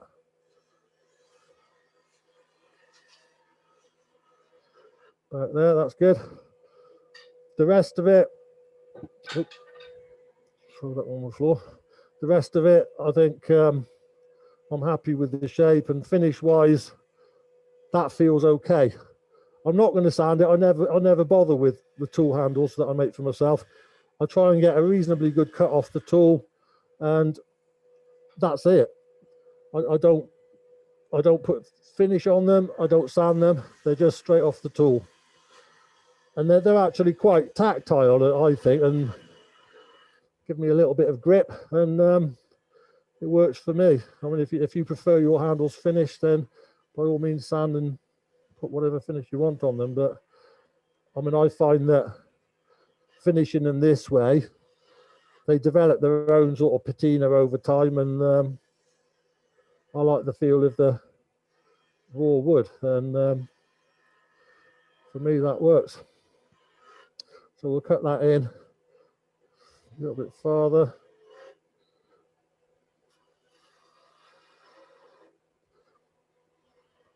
I've got about as far as I can go with a spindle gauge now. I could either stop and cut that off at that point. So if that's the way you want to finish, then there's no problem in doing that. If you want to take it as a little further, then you've always got the option of picking out a skew chisel and getting in tighter with the skew chisel. So I'm using, this one's what they call a continental style skew. It's tapered along its arrows. This is a German made one, and it's got radius corners, so it rolls nice and easily on the rest, and there's no hard corners to drag on the rest, and I find that a nice tool to use and a nice comfortable tool. So I'm cutting in with the skew at the end of the handle here, down to, I don't know, about an eighth of an inch or thereabouts, and I'll stop there, turn the lathe off, and that last little bit I can really just cut into with the lathe stationary and break that off by doing it. And that way you're not risking that popping off the lathe with it still running. So I can just trim the end of that using the skew. And there's the handle ready to go. What I need to do now, just remove the visor, is to fit the ferrule and to fit the tool into the handle. So first put the ferrule in. So find the ferrule, remembering to use the side with the taper, put that against the handle there. That's almost on. I just need to give it a bit of a harder whack. Where do I put the? I've got a bit of waste wood. Well, just another blank bit of wood there. I'll put it against the bit of wood, and I've got a wooden mallet here. So I'll tap my ferrule into place, and that is a good fit now. Good tight fit. So that's the ferrule on. I now need to put the tool in to the handle. So you'll notice the end of this tool has already got a slight bevel round on the end of the shaft. So that should help it get started in the hole. It actually did go in just a little way anyway. I'm going to switch to this camera. So that's as far as I can push it in, but it has at least got it started. So to get that in, what you don't do is hit the sharp end. You can just use inertia. So you can hold the handle and just whack the end of the handle. You can see, here's my pen mark. That's what I'm aiming to get in there. I just remembered I've shortened that hole. So I just want to check I've got enough depth of the hole for the handle to go in as far as I want. If not, I'll just extend the hole before I put the tool in. So I'm just using a depth gauge to mark the depth of the tool. It's an eighth of an inch short. So I'll just sort that out by drilling by hand.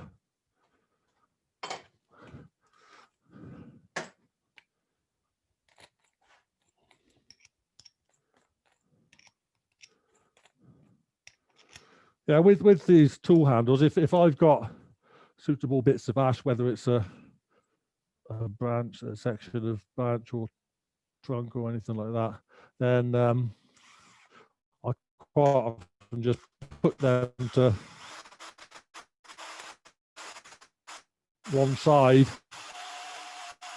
with the sort of handle. So that's quite often I try and keep a selection of blanks for making handles with. So I had a quick scan around and found a piece to make this one. So that's pushed in to get it started. From there, as I said, use the inertia of the weight of the actual tool blade itself to get that into the hole. I can see my pen mark here. That should hopefully get as far as the ferrule. But what I will do is whack the handle end, not the tool end, and that should drive itself in just on inertia. So I'll hold it there, just give it a whack, and I can see that is heading in. The pen mark is now there. It's only less than half an inch away, so a couple more whacks, and that's in. can't see the pen mark anymore. Just give it a couple more taps just to make sure. And that's all the way in, and that's good to go. I just need to sharpen and grind that to my preferred shape, and that's ready to roll. But that's basically where I leave the handle. No finish, no sanding. That's just straight off the tool, and that's how I like it. I just think it's quite nice and tactile like that. Anyone got any questions? Yeah, Paul. Is there a reason why you would put the ferrule on first before you put the tool in? Would it make more sense to put the ferrule on afterwards? If that's a good tight fit, then it might be difficult to knock the ferrule in. So that's one reason why I do it first. And secondly, the ferrule is there to stop this handle splitting when you drive the shaft of the tool in. So really, I think you should have the ferrule in place before inserting the tool. Thank you. Okay, no problem. Any other questions? All right, come on, guys. Some of y'all have tool handles. You don't have any questions? Hey, the red tool handle, that looks familiar. The red one, yeah, it's one of the old Glazer gauges, yeah. Yep, I know. I got a The one I couple. was using earlier, the beading parting tool, yeah. I have a question. Sure. Do you set the balance for the length of shaft and the handle size?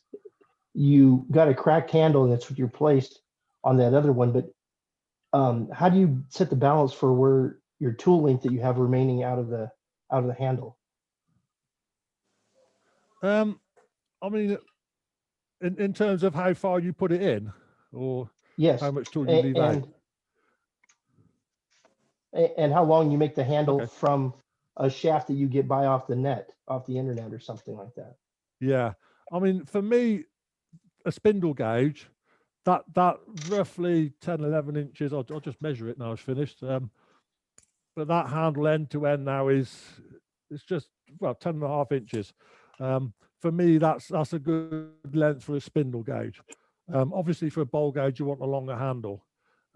So I think that's the other thing with making your own handles. You make the handle as long as you want. And sometimes I buy tools and think, if I put a handle on that, I'd make it longer or shorter or whatever. So you can make it the length you want for the tool you've got. But let me just grab there you go. There's a 1/4 inch bowl gauge to give you a comparison. Handle length. Again, this is one I've made in the past, and it's another 2-3 inches. So yeah, with a bowl gauge, generally you're working on a bigger overhang, and you need a longer handle to compensate for that and maintain control. So you tailor the length of the handle to the length of the tool. I mean, this is probably the extreme example. It's a deep hollowing tool. It's got a scraper on the end, but you can put one of these little pick cutters in the end of it. So on that, I wanted a long handle to give me support. But this one, it's a Sorby tool, and I styled the shape of that on the original. Actually, this is sort of the Sorby patterned. I've more or less copied the shape of the original handle with that one. I even rescued the little brass pin off the end and put that in. I didn't need to cover the drive marks on it. I just used the pin. That's what Sorby do with their handles. Yeah, that's that one. But you can see it's a lot longer because it's designed to be used as a hollowing tool. Paul? Thank you. Paul, you Welcome. turn that handle, you put the ferrule on, and you put the tool insert, and you didn't use any type of epoxy or glue or anything. I'm really surprised how tight it was with you doing that. Yeah, I mean, it's pretty much down to getting the right size hole to start with, really. This is a 1/2 inch tool, but I mean, I measured that with my digital calipers, and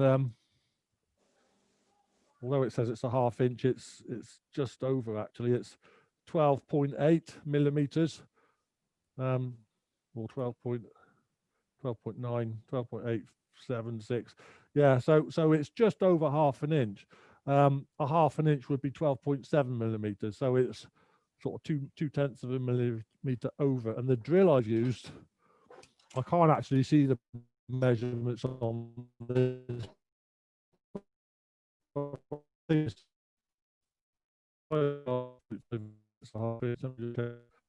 Got there at 0.5 millimeter. So the difference between the drilled hole and that's enough to give that a reasonable grip. Aim for half a millimeter, let's say. Very good fit. The beauty of that, you can do that test fit by drilling a hole in nice wood. And as well, yeah, definitely. Yeah, I've got a couple of other tools here yet to make handles for, but I'll just show you these. But again, these were bought. This one's actually a round bar roughing gauge, but you can see it's got a bevel grind on the end to assist fitting in the handle. And here's like a 3/8 spindle gauge, and again, the end that goes into the handle has got that bevel ground on it already. But if it hasn't, you can grind that yourself on your grinder, and that just eases the start of the tool into the handle. Paul, on behalf of the whole group, we want to thank you tonight for your demonstration, sir. And we'll be welcome. Hey, what about We'll be- removing the tool? I've seen it some do it. Sorry, could you say that again? What about if you needed to remove the tool? Say you got a handle that's too short for what you want. Yeah. You really don't want to throw the handle away or destroy it. Yeah, I mean, there has been occasions when I've reused a handle, and probably on the second fitting, yes, it's going to need epoxy, because once you've expanded that hole once, it's not going to grip quite as tightly. But you could get that off. I mean, if you wanted to reuse the handle, really, you've got to hold that shaft firmly and whack against the ferrule. I mean, one way, if you're going to throw the shaft away, then it doesn't matter if you mark it. So you could put that into an engineering vise, so you've got a good grip on that. And what I would probably try is if you can find an old spanner that just fits that shaft, so a 1/2 inch spanner, drop it over there. You've got something to hammer against, and hopefully you can drive the tool out of the handle by doing that. So something that's giving you a sound base there against the ferrule to be able to use a hammer to knock it out and to separate the two. If I didn't care, I'd probably just split the handle off and get it off that way. It's easier, but obviously if you want to reuse the handle, then you can't do that. But yeah, that I've removed tools before. Like for example, I had a gouge and it wore down to the point where it was too short for practical use. So, but I like the handle, so I reused it. I had another gouge that I thought, yeah, same size, and I got the handle off by putting something. I can't remember what I used now. It was a long time ago, but I put something over the ferrule that I could knock against it. And as I said, the shaft of the tool, what was left was scrapped anyway, so it didn't matter if I put that in an engineer's vise and made a few marks on it. So I held it firmly in a vise and knocked the tool off by putting something across there. Yeah, and I guess if you had another smaller tool, you could put a plug in it and then re-drill it for the smaller tool. You'd probably glue it in. Yeah, potentially. You've obviously got to get your sizes quite a good fit, but yeah, as long as it was a reasonable fit, as suggested earlier, epoxy's also a good filler of gaps. So yeah, you can always do that. I think the one I epoxied in. I've used leather. I've used leather to put on the side of the tool to keep from tearing it up when I put it in an engineering vise. Put some leather on it and tighten it down, and leather. Yeah, that's true. You could. Yep. Old bicycle inner tubes are very good for that, aren't they? Done that in the past, or even old car inner tubes. Yeah. You just wrap it around, and then you're not damaging the metal you're clamping on. But yeah, I mean, if you were going to throw away the stub that you were taking out anyway, then you don't need to worry about that, do you? Again, Paul, we want to thank you for your demonstration tonight. We'll be calling on you again. You have offered, and we're going to take you up on that Yeah, offer. no problem. And appreciate the demonstration on handles. I have some calls came in this week, and one guy suggested if you handle twist in your hand, say you put a good finish on it or whatever it turns. Do you know what this is? Most of you guys are of the age where you see this pretty often. It's called Coban. That's what we're talking about, Matt. This is Coban. Thanks. Yeah. And they sell it and they use it in the hospital, and it only sticks to itself. So it won't stick to my hand, but and I've got a couple of fine turning tools that I've got this wrapped around, and when it overlaps it, it binds to itself. And all you have to do is seal one end with a little piece of tape, and it makes a nice, soft, grippy handle. And if you wonder how you're going to get this, you can get it at the hospital, or you go to Amazon and look up Coban, Coban. It comes in colors. For some reason, my wife uses it for sewing. We have every color in the world in it. And that wasn't hers. I got that this morning when I had to give up blood. All righty. Thanks again, Paul. We Hey, appreciate Eddie. you tonight. Yes, ma'am. Hey. Hey, they also sell that at Tractor Supply or Rural King because they use it for animals, and it is much cheaper to get it from Tractor Supply or Rural King than it is anywhere else. Thank you. That's what I was going to say too. They wrap horse legs with it and everything else. Yes. It's a wrapping for that.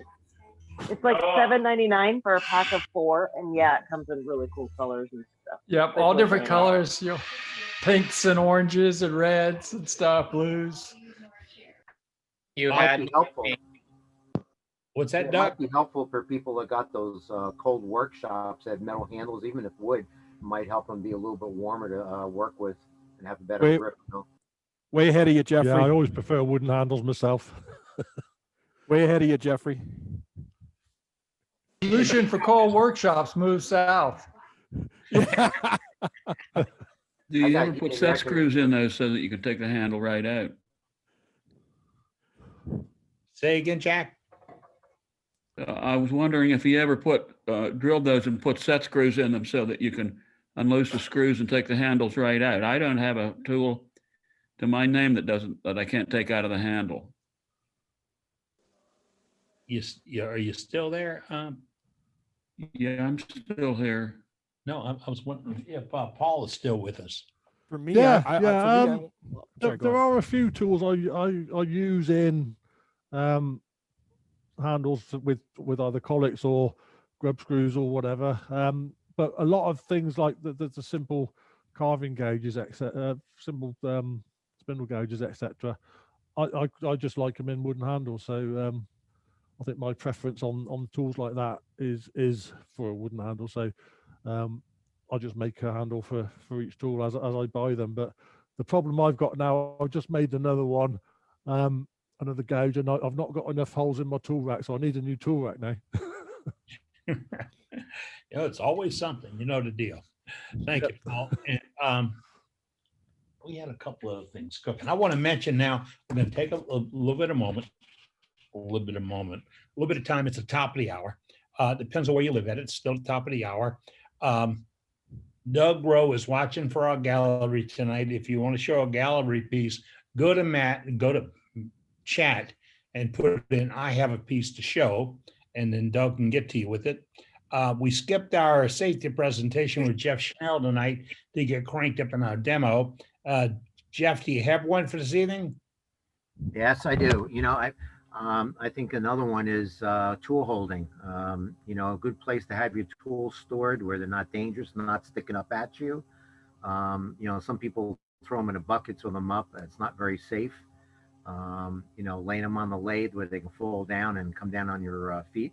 You know, or they also break the tips of the tool, dull the tools. You know, so be careful of your tools. Be careful where you put them, and you know, make sure you're not having to reach over a lathe.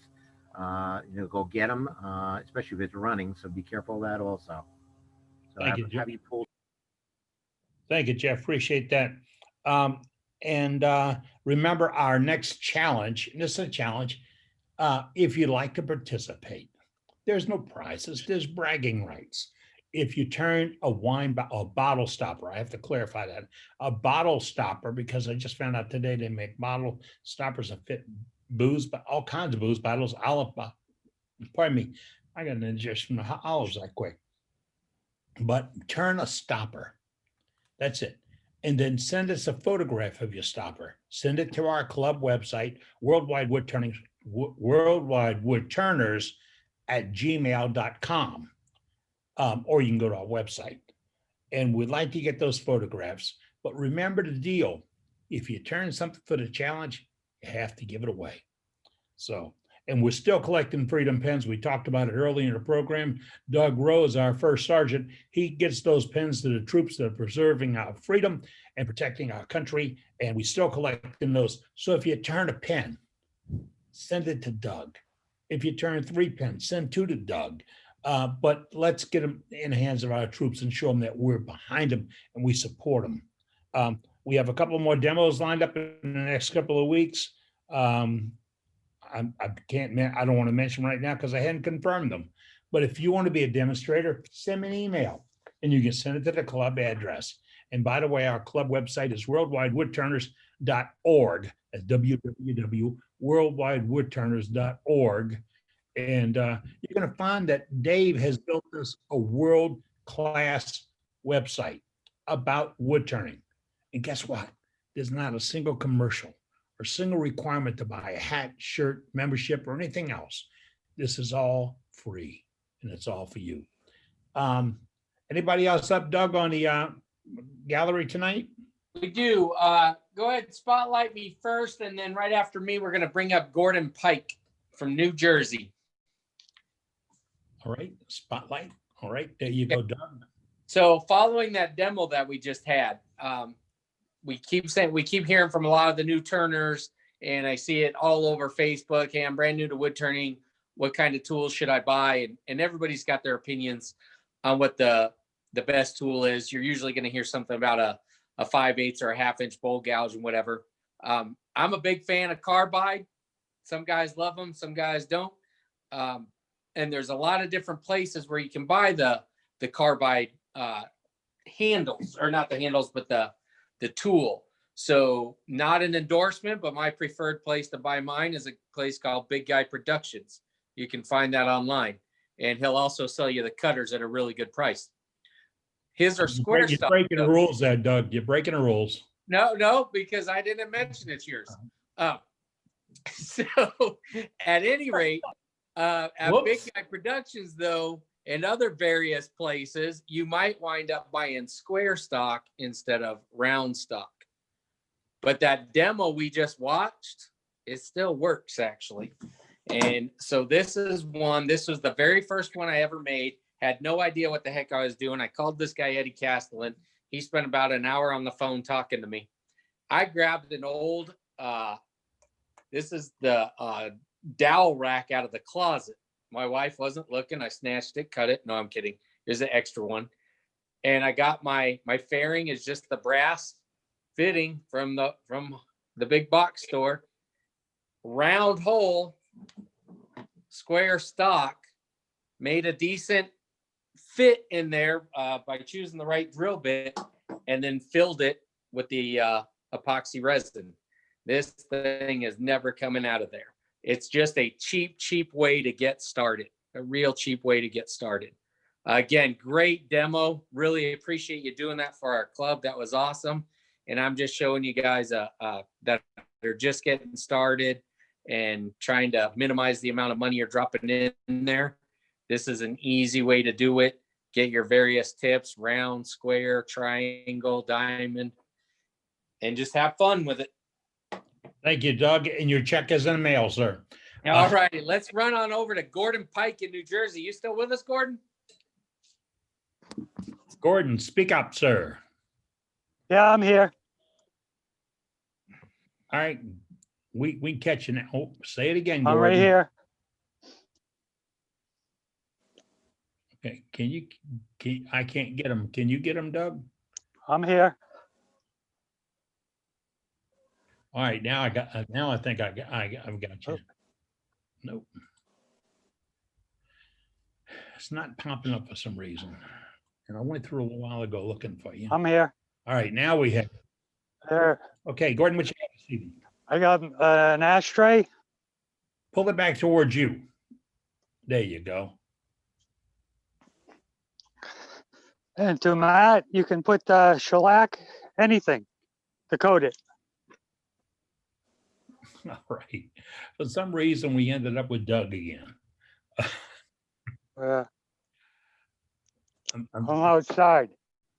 You're muted, Doug. Now, Gordon's back. I got a lighthouse. That's cool. Is that,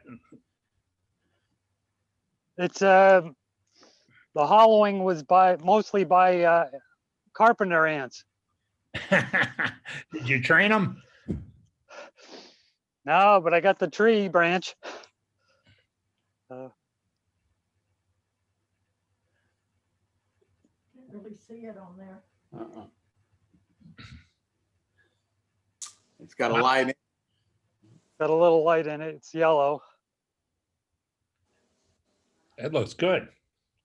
Yeah, came out good. One coat of shellac on it while working on the show. All right. That's it. Thank you. Thank you, Gordon. And remember, members, we're trying to we're trying to get where you live with your name. So if you haven't done it yet today, go ahead to chat, put your name in, put in where you're from, and Dave, our IT master, can look it up. Gordon, Doug, we have anybody else up for gallery tonight? Yeah, buddy, we're gonna move on over to Jack. Give me just a second. Let me pull that back up and get you the full name. Jack Brown out of Western Pennsylvania. Mr. Brown. Here I am. Here's a little Christmas ornament that I make. Quite a few of them. Can you see it on there? Yeah, pull it back towards you a little bit. There, that's better. Yeah, I can see it on my picture there, I think. Yeah, I've got 150 of these to make for Christmas gifts for next year. Somebody in the retirement center here wanted 150 of them for 2021. They wanted them this year, but I said, I can't make 50 again Christmas, 150 again Christmas this year. So, well, they're very nice. I love the coloring. Yeah, well, thanks. It's made out of 2x4. Whoa, Ronnie, send him a membership card. I'll have to make him vice president of the 2x4 club. Well, yeah, whatever. For the old, yeah, I go to the local lumber store, and you've got to pick out special 2x4s or they chip a lot. Yeah, So, Ronnie likes to go to Lowe's for the better ones. yeah, that's where I got these. I got 2x6s. For those that might think this is an inside joke, no, it's not. If you're a beginning turner and you're looking for good practice wood, get a piece of 2x4. It cuts terrible. It will teach you how to use your tools, how to slide along your rest, how to make downhill cuts, how not to make uphill cuts, and all that. A block of 2x4. And guess what? You can make art just like Mr. Brown did. Yeah, out of 2x4. Yes, I've enjoyed it. The reason I do that, I don't have to hollow them because they're very light. That's about an inch and between an inch and a half and an inch and a quarter in diameter. Yeah, that's perfect. Won't Yeah. bend the branches down. Yeah, they're very light. Jack, is that white painted or is that white natural wood? That's natural wood. The coloring on it recommend? is artist felt tip markers I use. I use Tombow markers and or Sharpies. You can get some pretty good Sharpies now at some of the craft stores. The coloring on them are those. All right. I leave it dry for a day and then I spray them with shellac. The first coat's extremely light, or because it will melt the color, the ink on there. Thank you. You could also use craft paint on it if you wanted to, but I burn the lines in. If you burn the lines in, it keeps it from bleeding through in the grain on it. Good. Thank you, Jack. Appreciate that. So I just mark those lines with a skew and burn them with a wire. Great. Thank you, Jack. Appreciate those, that information. I'm cranking back up again. Okay. I went out today looking for markers to do some decoration. And I found a box of Crayola markers, Crayola craft markers. And they were good for wipe dry, but then I put them on a piece of pine and they really give me a nice color and I could see through them. So playing with colors. And we're gonna have somebody do a demo on colors. Okay. We really are. Eddie? What else you got? Sabotica. Hey, why don't you spotlight me? I got a piece of 2x4 I want to show. 2x4. All right, Ronnie, there you are. Ronnie, Ah, okay. we're looking at you.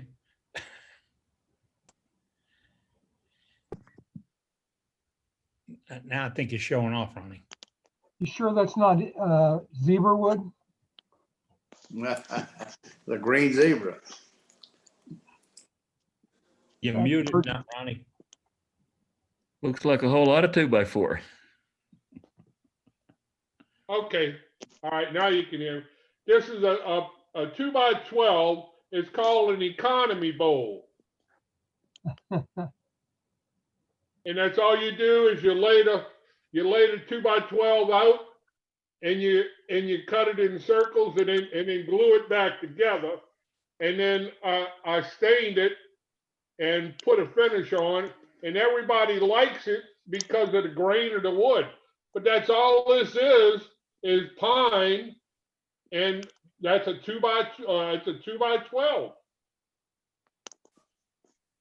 Came out nice, Ronnie. I like it. I've seen it up close. It's nice. That's really neat. And look, folks, there's no grain tear outs. He scraped it to death, probably. Yeah. No, just regular turning and a little sanding. But when you think you have to use all this exotic wood, this is what you can do with a 2x12. And a little bit of stain. Yeah. That's a great effect. Yes. Well Very nice. done, I like it. Like a zebra bowl. So I just wanted to show you that. Everybody that belongs to the 2x4 club now. If you don't have your membership card, get a hold of Ronnie, put it in Okay. chat. We'll get your membership card to the 2x4 club. And you have to earn that. Okay. Doug, what's up? All right, Brent Sabotica. He Hi should be guys, spot- how are you? So Yep. just pulled this off the lathe just a few minutes ago. My first effort at a live edge bowl. It's Nice job. a chunk of box elder that the beavers had dropped down by the river this summer. So I tried to leave the side that the beavers had chewed on here just for some teeth marks, just for thought it was kind of cool. But that's my first try at a live edge bowl. So It looks really good. thank you, So. That's cool. Beaver. It's not against protocol. I'm going to ask, what are you going to finish it with? I haven't got a clue. It's still actually a little wet. I was thinking about maybe letting it dry, maybe shooting some shellac on it or something, but you got any suggestions? If you're going to dry it slow. The way I do it is I put it in a brown paper bag. In court, you say brown paper bag, and then I put the shavings from this piece in that bag and close it up, and the moisture will go away slowly, and you reduce the cracking. Then I'd look for this is decoration, correct? Yeah, or firewood, I don't know. You could do a shellac rub on it and then put a polyurethane over the top of it, or a lacquer over the top of it. It really looked good. Okay, I'll give that a shot here. Yeah, I'll probably throw it in some shavings for a couple months or something, but. All right. Okay, guys. Turn it a little bit and let us see that that live edge a little bit more. There's the bark edge. That's a serious There's there is the beaver edge. That's unique. Yeah. That's a great idea. Yeah, when you put it in a bag, you should date it and then also weigh it. And then, Oh, that's a good idea. so- Yeah. Yeah, I'll do so that. then like in, month, 2 months, 3 months, and at some point when it stops losing weight, you know, it's as dry as it can be. Okay, that's a good idea. I'll do that. And if you find that that bark starts coming loose at all on that live edge or any live edge bowl that you do, I take a little bit of CA glue and I go around the edges of the bark, real gentle like, so the glue doesn't get all over the bowl, and let it seep in. It kind of helps that bark stay on a little better. I actually did that as I was turned. Every little bit I'd glue it on there, just make sure it was good and solid. So Go. it's got a lot of CA on it already. So. And if a piece does come flying off while you are turning it, if you're able to find it, a lot of times you can with some CA glue, just kind of fit it right back in there like a puzzle piece. Good idea. Yeah. Unless you got a floor as dirty as mine, you just give up on it. Yeah. Yeah. Eddie, Hey, Yeah, yes, you sir. can pick anything up off your floor and glue on it. for any new turners that are looking at that bowl that he has right there, if you're wondering about the contour, the top of the bowl, speak up and we'll tell you how that happens. If you're a seasoned turner, you know how it happens. But if we have anybody new and you're looking at that and wondering how that happens, speak up now and it'll show you exactly how that takes place. Yeah, yes, please. I've never seen that before. This is back in your court, Ronnie. Okay, if it's back in my court, can you hold that bowl up? Okay. If you look at a log, the contour of the log, why don't you spotlight him, Eddie? All right, I'll do it again. Okay, there it is. The contour of the log, the top part is going to be at the very top edge of the log, and as the log comes around to the side, that's where you're getting that dip. So that is being turned. Why don't you turn it like if it's on the let's see, like it's on the lathe. Yeah, like that. Yeah, turn it around 180 degrees. There you go. Okay. I'm gonna run and grab us an uncut log right quick. I'll be Here, right guys, back. I got one ready. Okay, perfect. So it's on the lathe, like it's on the lathe, Now the like, contour of the log that's giving you that dip in there, because a lot of people will look at a bowl like that that's not used to wood turning, and they'll ask you, "How in the world did you do this?" And everything turns round, but the contour of the log is giving you that effect. so you mount it on the lathe like this, and you're turning the bowl in this way, and the contour that you see is circular. It's this way because you're scooping out like that. I could show that next week if y'all want. Oh, y'all heard that? That was a volunteer. Oh, that sounds great. Thank you. I like to personally tell people I use a wave tool, and that's how I get it. Just make stuff up. It's fun. And then tell them the real thing. I use a hydraulic press and bend the metal, bend it around. And a There you steam go, I and a like steam thing. Well, any new turners that we have now, if you see something and if you have a question, please say something and we'll show you how it's done now. Look at that piece that Matt's holding right there. That's a live edge right there. And this is chainsaw, this bit here, this is chainsaw marks. And I just, after I got it turned, I just hit it with the blowtorch and burned it. That's nice. And Doug, Elder. Doug? remember, in this club, if you have a question, don't hesitate to ask, because there are no dumb questions. So the only thing you'll do is when you get off at this meeting, you'll keep wondering how it's done. Well, that's what everybody's here for, to enlighten everybody on their knowledge. So Yep, that's I've got a natural edge one here that's a slight variation on that. If you want to spotlight me, I'll show you this I one. got you back again, sir. I'm going to click you up. I truly appreciate this. Thank you. Okay, now I got Paul back. I've got a section of a log here, which is a sort of a thinner section, if you like. You can see how it's cut, and rather than it being a half a log or more, it's just a thin section. And what will come out of it is something like this. So it's a shallow bowl, but show the can two see, next together. Show the two next together, Paul. There you go. Yeah. So you've got, let me just get, there you go. The log and the bowl in the same orientation there. So you can see, there you go. That's what comes out of a log of this sort of shape. As I said, it's a shallow bowl, but so you mounted on the I chuck ended up on with the these, flat side on the bottom, right? Yeah, You're mounting it in the chuck. yeah, I on mean, the I flat side. turn it first on that face, so I'll turn the back first. That's still got a spigot on it. I've not removed it yet, so you can see that's how I held it in the chuck. So with this piece, I would mount that in the lathe, possibly even between centers on a piece, sort of this sort of size. But if it was bigger, then possibly a faceplate on that flat surface, or even drill a hole with a forcer bit, for example, and put a set of jaws in that are going to expand into that hole, dovetail jaws that would expand into the hole you cut with a Forstner. So any of those ways of holding it to start with is good. And you can sort of make a mount on this side and then work on your chuck mount for the second sort of mounting of it. So I would turn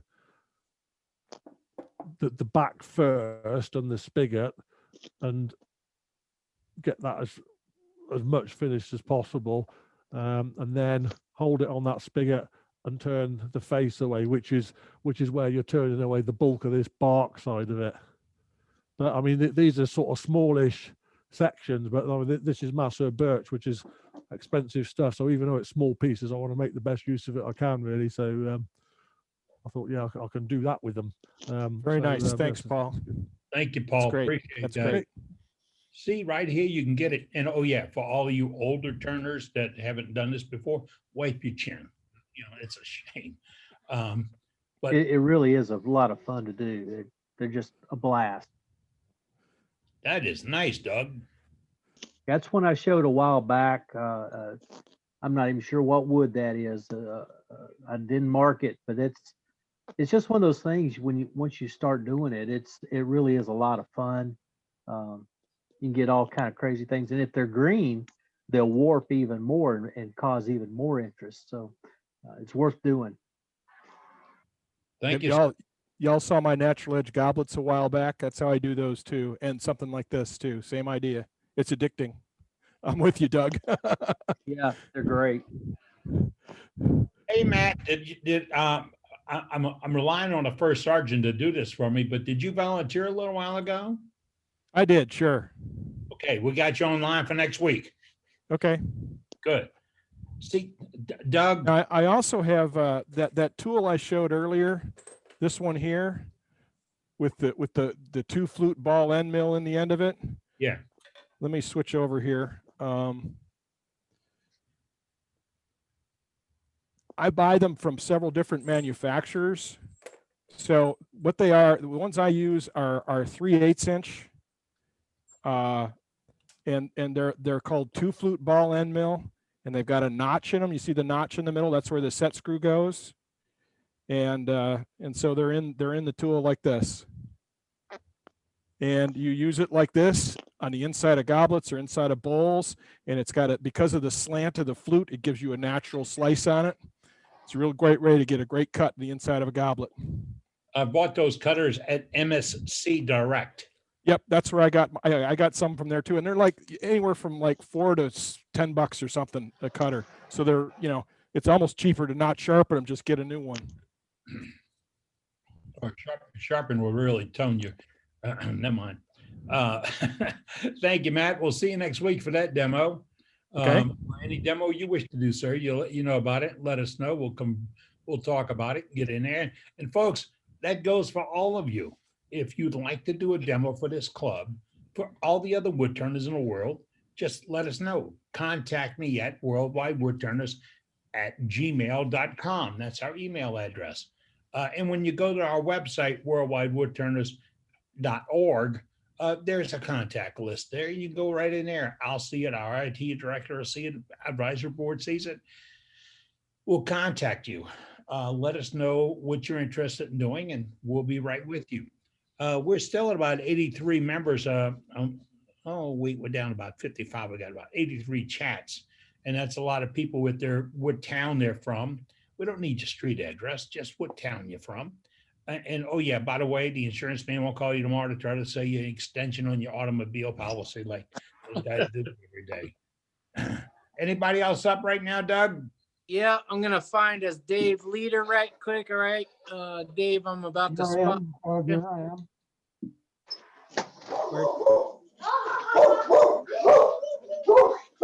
That's not my dog. It's Gordon's dog. Now we got you up, Dave. All right.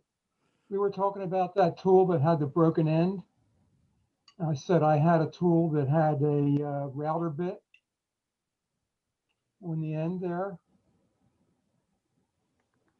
This is Ooh, a how do you use that, Dave? Best. How do you use that?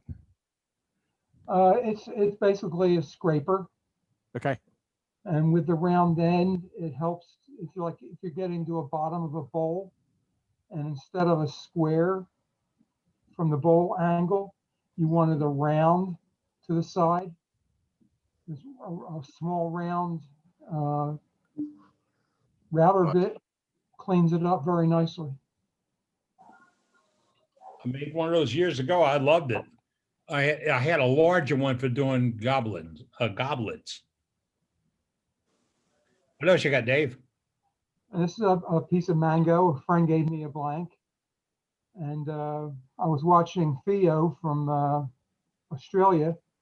And we were doing that. He was demoing that shadow stuff with the chatter. And I learned from him that if you have the wood cleaned and sanded and then put yellow marker or yellow paint, do the chatter, and then put dark lightly on the top of the chatter, the yellow kind of shines through and makes it, you can't see it on, I've tried to show up before on the camera, but the chatter marks show up better on that when you have the base yellowed. So it's a piece of mango. You can see the yellow a little bit better here, but the wood grain kind of interrupts the chatter. It's a nice So piece. I enjoyed it, learning that and using that thinking very next week that I learned it on this mango piece. Thank you, That's Dave. all I had. Right. Nice, nice. And everybody else, if you have a gallery item you'd like to show us tonight, go to chat and say, Doug, I've got a piece to show, and we'll do that. Hey, I got to remind you, we have a no but guarantee here. The no but guarantee is if you show a piece on our gallery, you're not permitted by law of saying, I like that but. You see that but thing? You got to stop right there. You're not a critique and I'm not a critique. And it's just not going to happen. Doug, you're up again, sir. Robert Ledbetter. Let's go find him. I'm here. Do you have to unmute? Can you hear me? Yeah, you're unmuted, buddy. You're good. But thank you for your wife helping us out there. She's I have now a board member. I have a couple of pieces. This is a bottle stopper that I'm just learning how to make.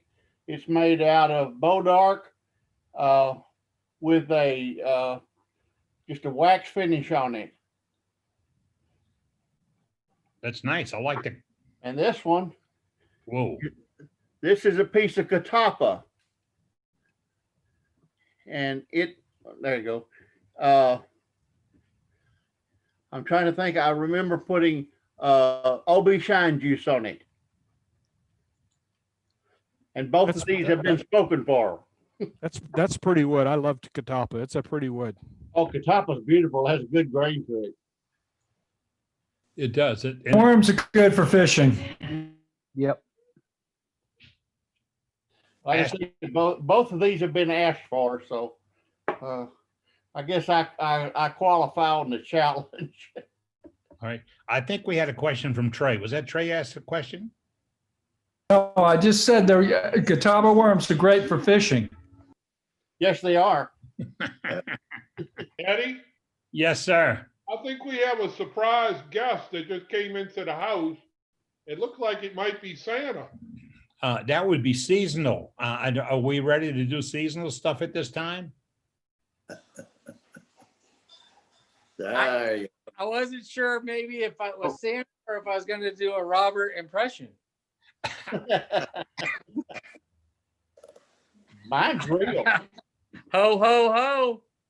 Mine's real. Ho, ho, ho. Is he wearing a dress? You know, with little My red Robert's earrings, better. that look really good, Doug. Wait till I retire, buddy. I'm going to get me one. Hey, look, everyone, it's Mrs. Claus. Doug, I it told my takes a wife, while to when get I this one. retire, I told my wife when I retire, I ain't never shaving again. I ain't never cutting my hair again. But I at the did rate the I'm going, same. I probably won't have to cut my hair again anyway. I did the same thing. There you go. All right. It's just about 1/2 past the hour. Just had an offer come in a minute ago that if we'd like to see something on shear scraping or scraping, I need another demo up. Y'all want it? Sure. Yeah. Johnny Yu says, Yes, let's please. let's go. This is going to be Matt Harbor. He's volunteered to do that. Matt, speak and I can find you again. I'm right here, Eddie. Okay, now we got you. Now you're up, sir. Okay. I'm going to show a little bit of difference between shear scraping and scraping and shearing. I'm going to use two tools. I'm going to use this big skew here and my deep fluted bowl gouge. The only reason I'm using the skew is to show the edge and how the flute edge works on the wood. All right. So let's cut to this one. This is a piece of bird's eye is draw some lines on it. All right. Now the reason I'm doing this is to show the direction the wood is moving in. Okay, so the wood is moving along these lines. Now, if I put the skew or the bottom edge of my scraper of my deep fluted bowl gouge on the tool on center, perpendicular, then that didn't draw real well. Then I'm hitting the direction the wood is moving is hitting these lines perpendicular at a 90-degree angle. As I rotate the edge of the tool up to a scraping position or steeper, that angle changes. And as I pass 45 degrees, I begin to get a shear. So if I'm going straight in and rolling it, then I'm scraping. If I use my deep fluted bowl gouge and do the same thing straight in, I'm still scraping. If I'm now shear scraping here and I roll the tool this way, I begin to cut. So what does that look like? Okay. If I'm here and I'm coming across, I'm just scraping and I'm getting dust. Here, I'm getting dust, okay? As I roll the tool up, I begin to shear and I'm no longer getting dust. I'm getting real thin shavings like this. Now that angle will change. If I'm here in the middle or in the center, my angle needs to be here. If I'm here, then my angle needs to be here. So if I'm going from the center to the rim, I need to I need to drop my tool handle and roll my tool up like this as I come across. And that looks like this. And to shear, cut, all I need to do is roll the tool edge into the wood like that. And I get these sorts of shavings here. Okay? And that's the difference between shearing and scraping on the face. Any questions? Why would you want to shear scrape?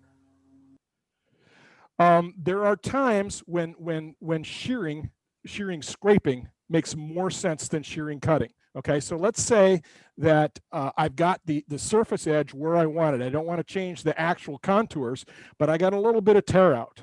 Okay, and maybe I'm using something stringy and I'm end grain. Okay, so let's say you know, I'm using box elder, which is a common wood here in Michigan, and I'm turning on end grain. I've got a wide, narrow hollow form, and I'm turning on end grain across the top, and I've got the contour right where I want it. So I don't want to change the contour, but I want to clean up the tear out. That's when I would shear scrape. Does that make sense? I've hit it with sanding sealer. I've fixed the wood. I come across it with a shear scrape. I'm taking a very light layer of wood with the shear scrape, very light. So let's switch to this one here. So I'm cranked up, so I can come across and scrape it, and I'm not hardly taking any wood, but I'm getting a really clean cut. If I want to change the contour, and you guys can see the kinds of shavings I'm getting with this, okay? As I, you know, if I want to change the contour, I can take a deeper cut and switch and roll it. So let's say I want to put a little OG on the end here, then I can turn it up. I can scrape across here and then start to put my OG in and start cutting. And now I'm taking more wood.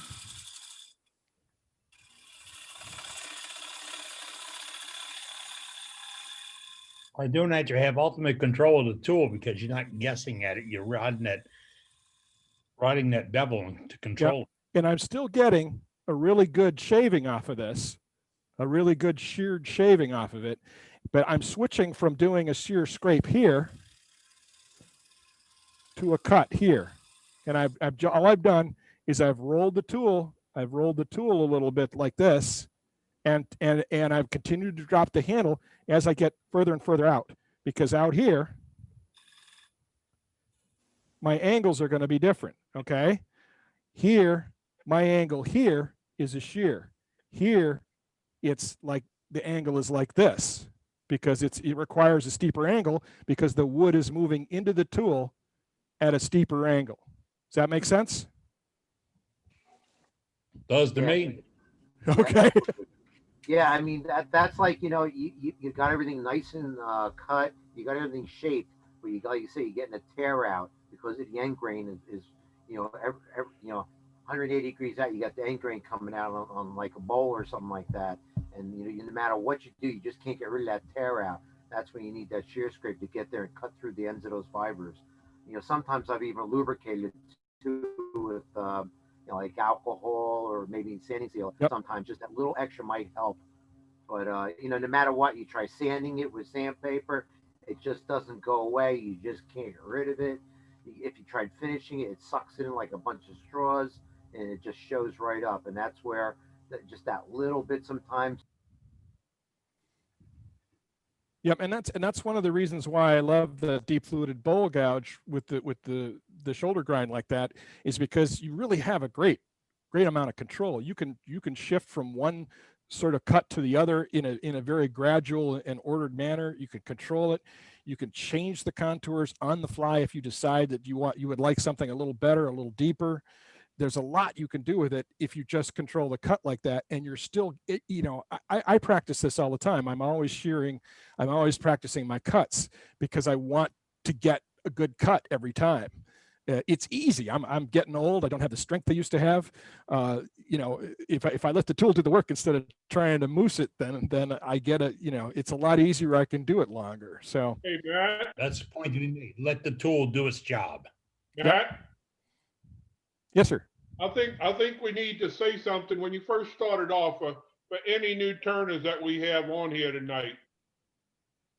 The skew that the first tool he grabbed was called the skew.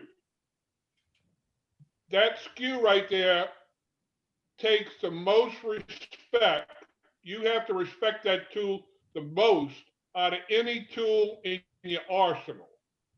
And what I just seen, Matt, show him you wouldn't want to take that tool and do what you tried to do with that bowl gouge because you'll be in trouble in a second. So the only thing he was doing was showing the angle of the cut at that point, not to use this thing and try to angle it like he did that bowl gouge. Yeah, I wouldn't try to roll this tool, the skew into this tool, because the tool into the wood like this, because it would just tear the heck out of it. Right. Absolutely, and it probably hurt myself. So yeah, so I mean, I have used it to shape a contour, but I'm using it as a scraper, as basically a square scraper in that respect. If I was to use it this way, Correct. Funny, But- that looks just like what Cindy Drozdek calls a double-edged negative rake scraper. They look alike. yeah, it's basically a negative rake scraper, and realistically, it's a skew. If I drop the handle a little bit, then I've got negative rake scraper angles on it, if you will. So I mean, if I need to shape a contour and it's not quite where I want it, then I might use the big skew. Let me see, where's my camera? Oh, there it is. Then I might use the big skew to shape it. I also have a square scraper that I'll use too, but that's rare. Usually I can get that with the deep fluted bowl gouge. And that's usually my tool of choice. Thank you, Matt. Appreciate that. Appreciate the demo. Matt, I do know you crossed the line a little while ago and you said turn the scraper on an angle to get a smooth cut. I've been told for years you can't do that. Now, that's the only way I use my scraper is tipped up. I don't like plowing. I'd rather do slicing. And Right. I didn't see Mark Slay in a bullpen tonight, but that's what he'll tell you. You can plow or you can slice. The little curly cues that he was taking off, that is slicing. Absolutely, it's slicing. Yep. Eddie, we don't have Mark Saleh tonight, but we got his buddy, Frank Bowers. Come on to the front, Frank, and say something. Frank, you got to talk for us to find you. Funny I how. don't think he's on anymore. Oh, all right. Doug, you see what that costume did? Ran off some people. Yeah, I'm scary like that. Yeah, thank God he didn't show his legs again. Hey, Eddie, I was thinking, when we have new people come on, if they want, I guess they could introduce themselves, them or he or she's. I know we had somebody that came and joined us from Canada because we had on another. Yeah, everybody's welcome. All you have to do is, we don't want to say raise your hand. I don't have a co-host watching the raise your hand thing. Put it in chat. I want to say hi. We'll click you up there. We'll get you in. We want to know who you are, where you're from, and what you're doing. And if you have a gallery at them, we're going to ask a couple of things. What kind of wood is it? How'd you cut it? What's the finish? Do you like it? But gallery items can be everything from an ornament like Mr. Brown had earlier to a big bowl that we saw this evening. So if you've got a gallery item, show it to us. You know what it's going to do? It's going to get us thinking about, oh, you know what? I can do something like that. It won't be exact because I don't want to copy somebody's mistakes, but that's what we'll do. There we go. Kenny Lakewood. He's going to show us how to do a show and tell right now. Show it to us, Kenny. You're muted, Kenny. First thing I want to show you, since you're talking about natural edges, I just did this one today. It's cypress, and it's got a finish called Tried and True, which I like because the finish has got a lot of body to it.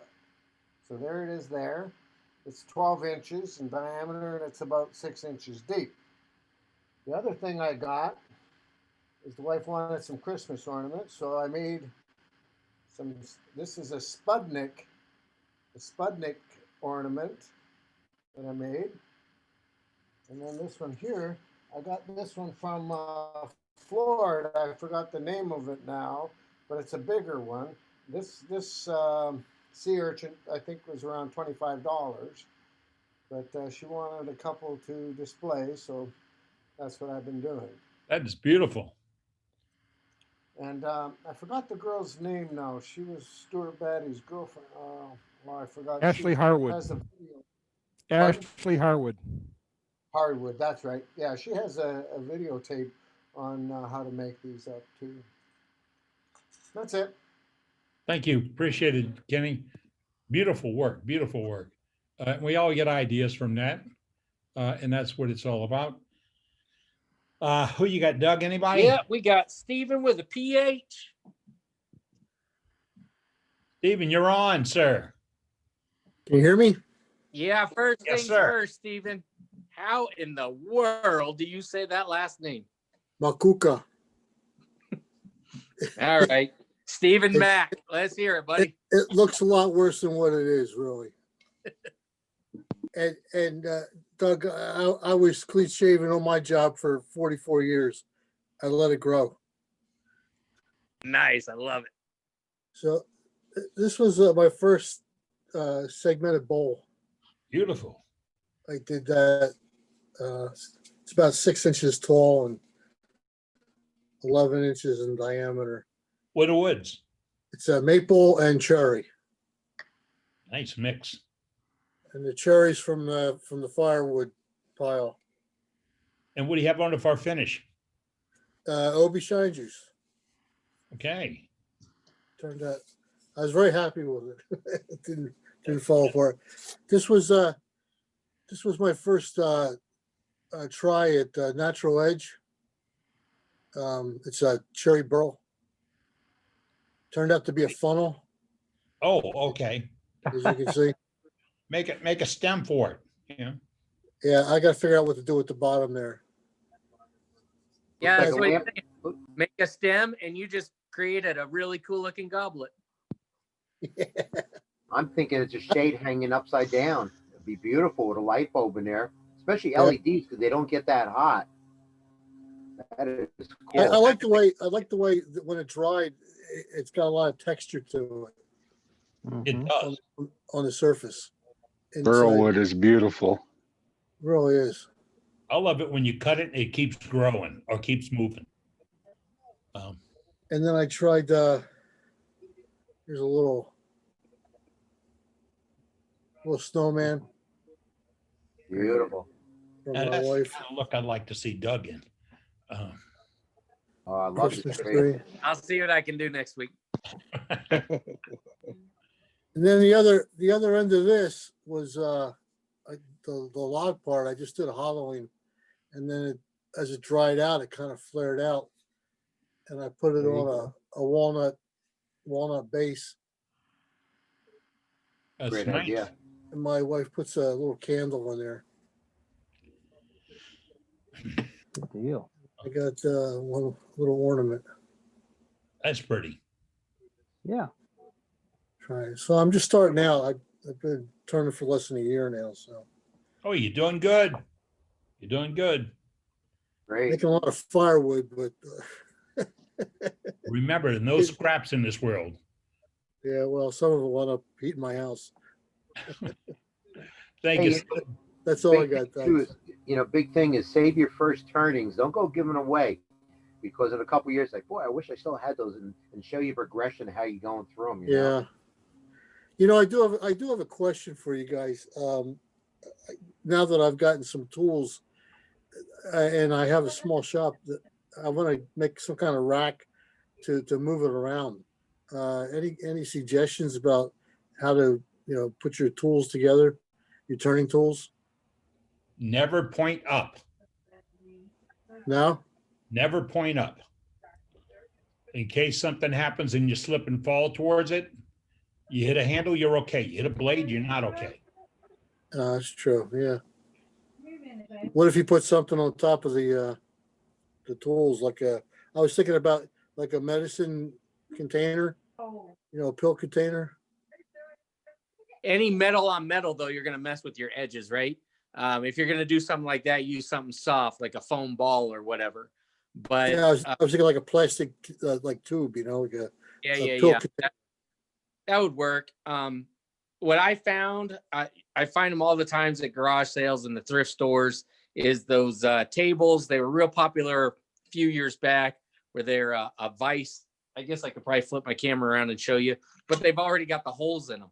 And so I just throw all my tools right in there. But Mike Keith, he's a YouTuber that you can follow. And one of his videos, he shows where he had taken an old office chair that spun used that as the Lazy Susan and built some different platforms. And he puts his tools in there. So in my new shop, that's what I plan on going towards. I haven't built it yet. There's a lot of different options out there. Just again, keep it out so you're not cutting yourself on the tips. Yep, this is mine. This is my lathe. It's over my tailstock hanging from my light rack. And basically what it is, this thing here was a kitchen drawer pull-out thing that holds trays. Okay. And what I did is I cut it and I made these little dowels on the lathe out of walnut, and so I made it wider so it would hold the tools. So, and it's there, it's right here. It's real easy to grab. The tools are all right here. I've got too many tools here in the rack, but you know, the 5 that I use primarily are these 5 right here. So it's very convenient. I change tools a lot while I'm turning, so it's, you know, I don't have to worry about reaching over the lathe or anything. So it's all just right there, right above my tailstock. So Good idea. Nice. That's nice. yeah, it started with just a little rack to hang lights over the lathe from, and then I realized I could stick other stuff on it, and now it's like I get all kinds of things all over it. Yeah, we don't lose any space here. All right, here's the deal. How are you holding your tools? How are you storing your tools? What do you got a rack? Look what Matt had. We just heard what Doug is thinking about. I have a friend that has a fishing rod display out of a sporting goods store, and that's where he puts his tools, right? A point down in the soft spot at the bottom. I think he's got foam down there, but they're right there pulling right out. I want to see how you hold your or store your tools. How about a photograph sent to our website or our email address, and we'll pop them into the scroller and let folks see how you do it. I mean, Stephen just had a great question, and he's a beginning turner or novice turner, probably the world's greatest just building to it. But we'd like to get an idea, and this is what we're here for: share these thoughts, share these ideas and these methods.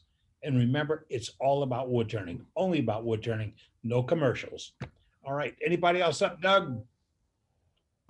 Hey, Eddie. Hey, everybody. I just had something that I was going to add to when he was showing the skew and the gouge. I watched a lot of videos on YouTube when I'm still new to this, but just coming into it, the channel that I found really helpful was the guy Worth the Effort. And I'm not plugging that dude. I don't know him personally. Just I found a lot of stuff that he did was he gets real detailed in his YouTube videos. He breaks out the whiteboard. He draws a lot of stuff.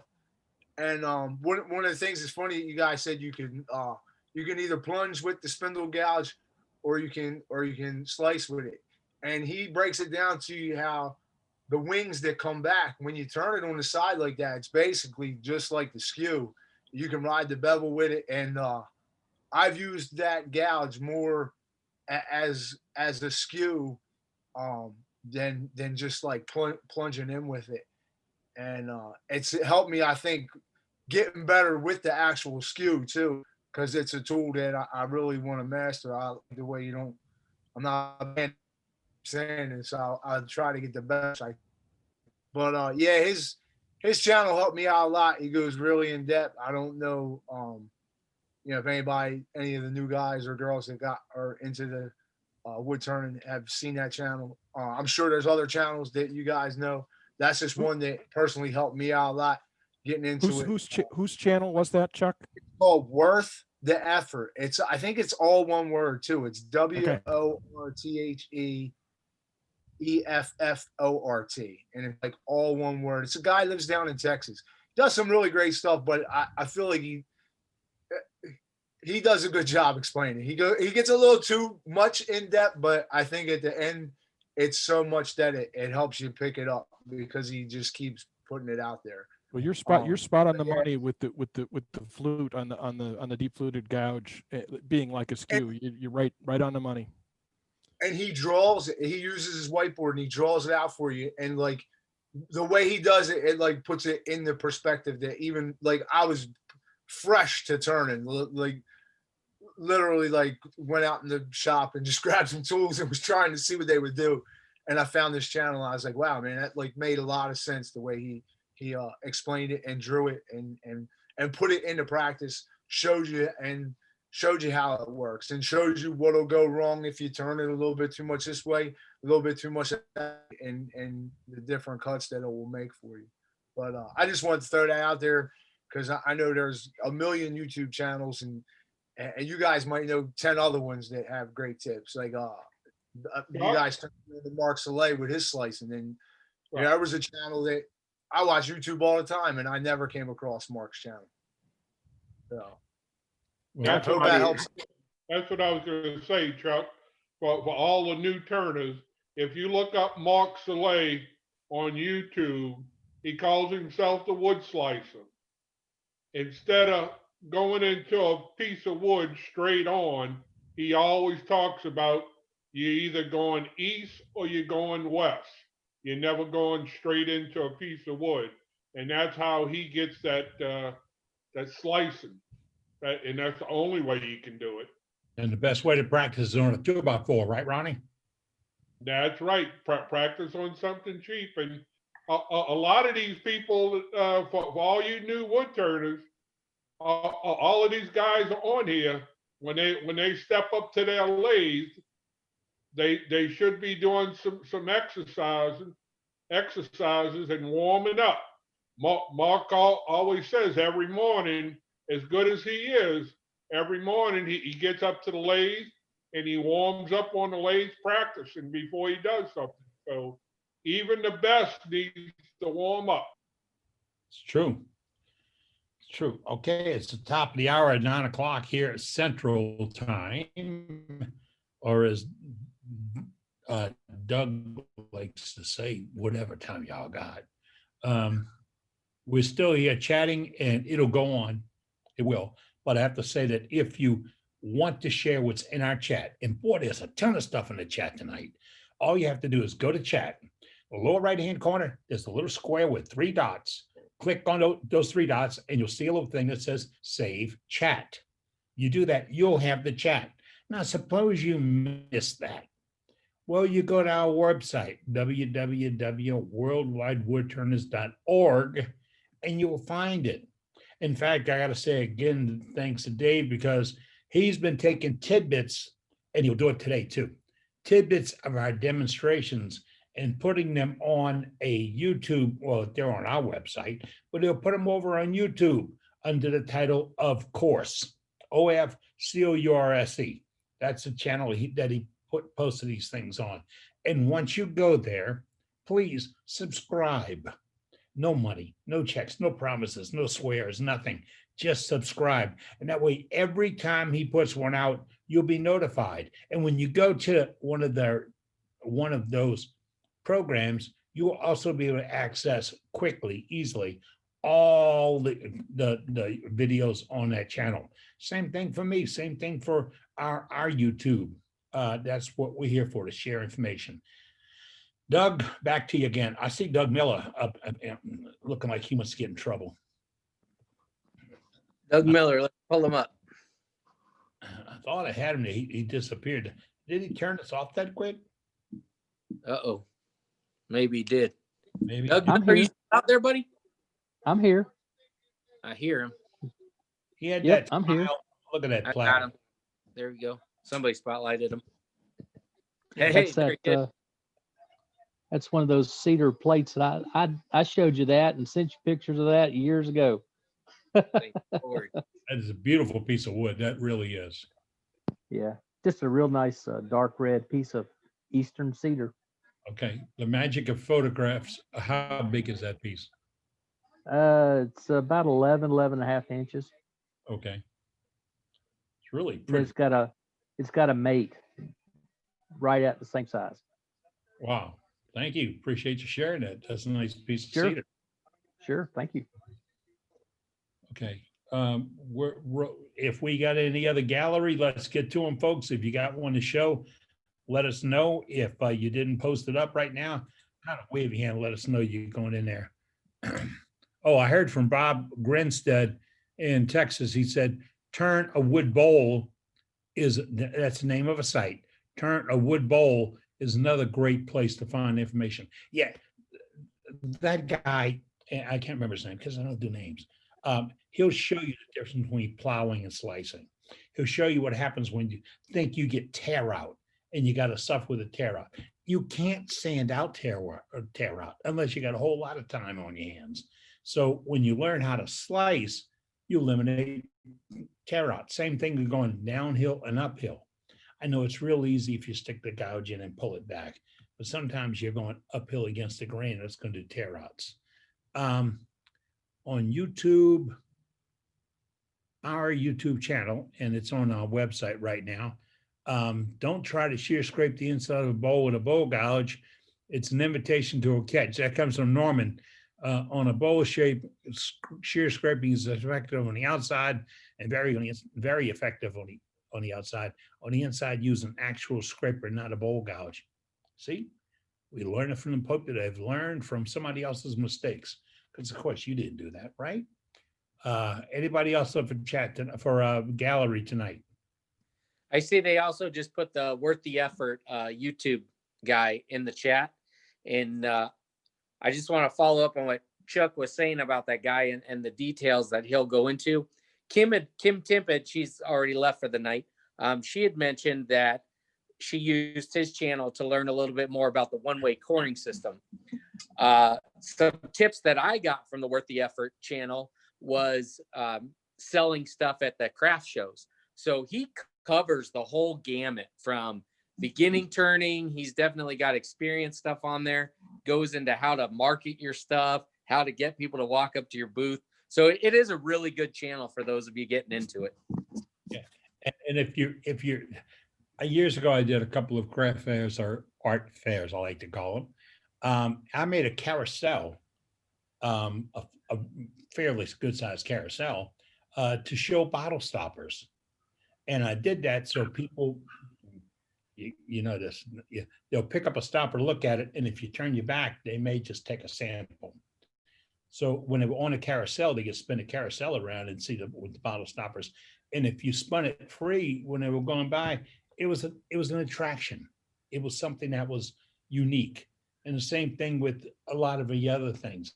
It's how you present it to get their, you got to get their attention. You can't hit them over the head with a 2x4. That's not allowed. But you got to get their attention. You got to catch them in this. Oh wow! And Doug, you said you're doing the natural edge that you had a special technique. I tell folks that I just push a tool in and out real fast, and it works for me. Do you want to have suggestions on a new name? Eddie, that guy worked together, like Doug was saying. He's like a real woodworker of I think all things too. He does a lot of turning, but he builds cabinetry. He does all kind of other. He's got probably thousands of videos on his channel. He's got a ton of stuff. And Doug can probably agree with me. I find sometimes he's entertaining because he kind of makes words up, man. He'll kind of make his own word up here and there. He's a little bit funny to watch too. No, nothing wrong with that. My little brother used to say it's the bestest. Yeah, that was his word he made up. All right, folks, it's right at 9 o'clock Central Time. You're tuned in to Worldwide Woodturners. We do this every Wednesday evening. We open the doors for chat at 6 o'clock p.m. Central Standard Time. Adjust for whatever you want. Our website will tell you with the clock that Dave puts up what time the 7 o'clock meeting will formally start. But we've kind of stretched this in about 10 different directions. As long as you want to talk wood turning, we'll be here. But around 9:30 or so, you're getting close to my bedtime, and I'm going to have to turn it off and put it to storage. So if you have something you want to chat about right now, open floor, jump on it, go. Hey, all right, I got good news I got to share with everybody. And what my wife just cut a huge check. We're not going to talk the dollar amount, but on Monday, they should start digging in my yard for my new shop. Yeah. All right. So probably, I'm guessing it's probably going to be early to mid-spring that it'll be done. just depending on how our winter goes and, you know, how long it's going to take concrete to cure and all that, but it's going to start happening. Do y'all get winter in Arizona? I didn't think y'all did. Remember, I don't live where Dane lives down there in Tucson, Arizona. I'm up in Prescott, Arizona. We get 4 seasons. How big of a shop, Doug? So unfortunately it's going to be narrow because of my setback restrictions. It's only going to be 14 feet wide, but I'm going to be able to go 46 feet deep. Loft with a cot in it. That should work. Yeah, I don't know about you. Right? The idea of building through the winter is a little foreign to me. We only have 2 seasons up here, winter and construction. Yeah, so I'm pretty excited about it. Congratulations, Doug. Thanks. Great. Your tax dollars are paying for it, so yeah, appreciate it. Oh, Harry was telling you how to cut down trees in protected forests. Now it's, you know, we know where the real money is going. Okay. Anybody else up? Just remember, it's not a crime if you don't get caught.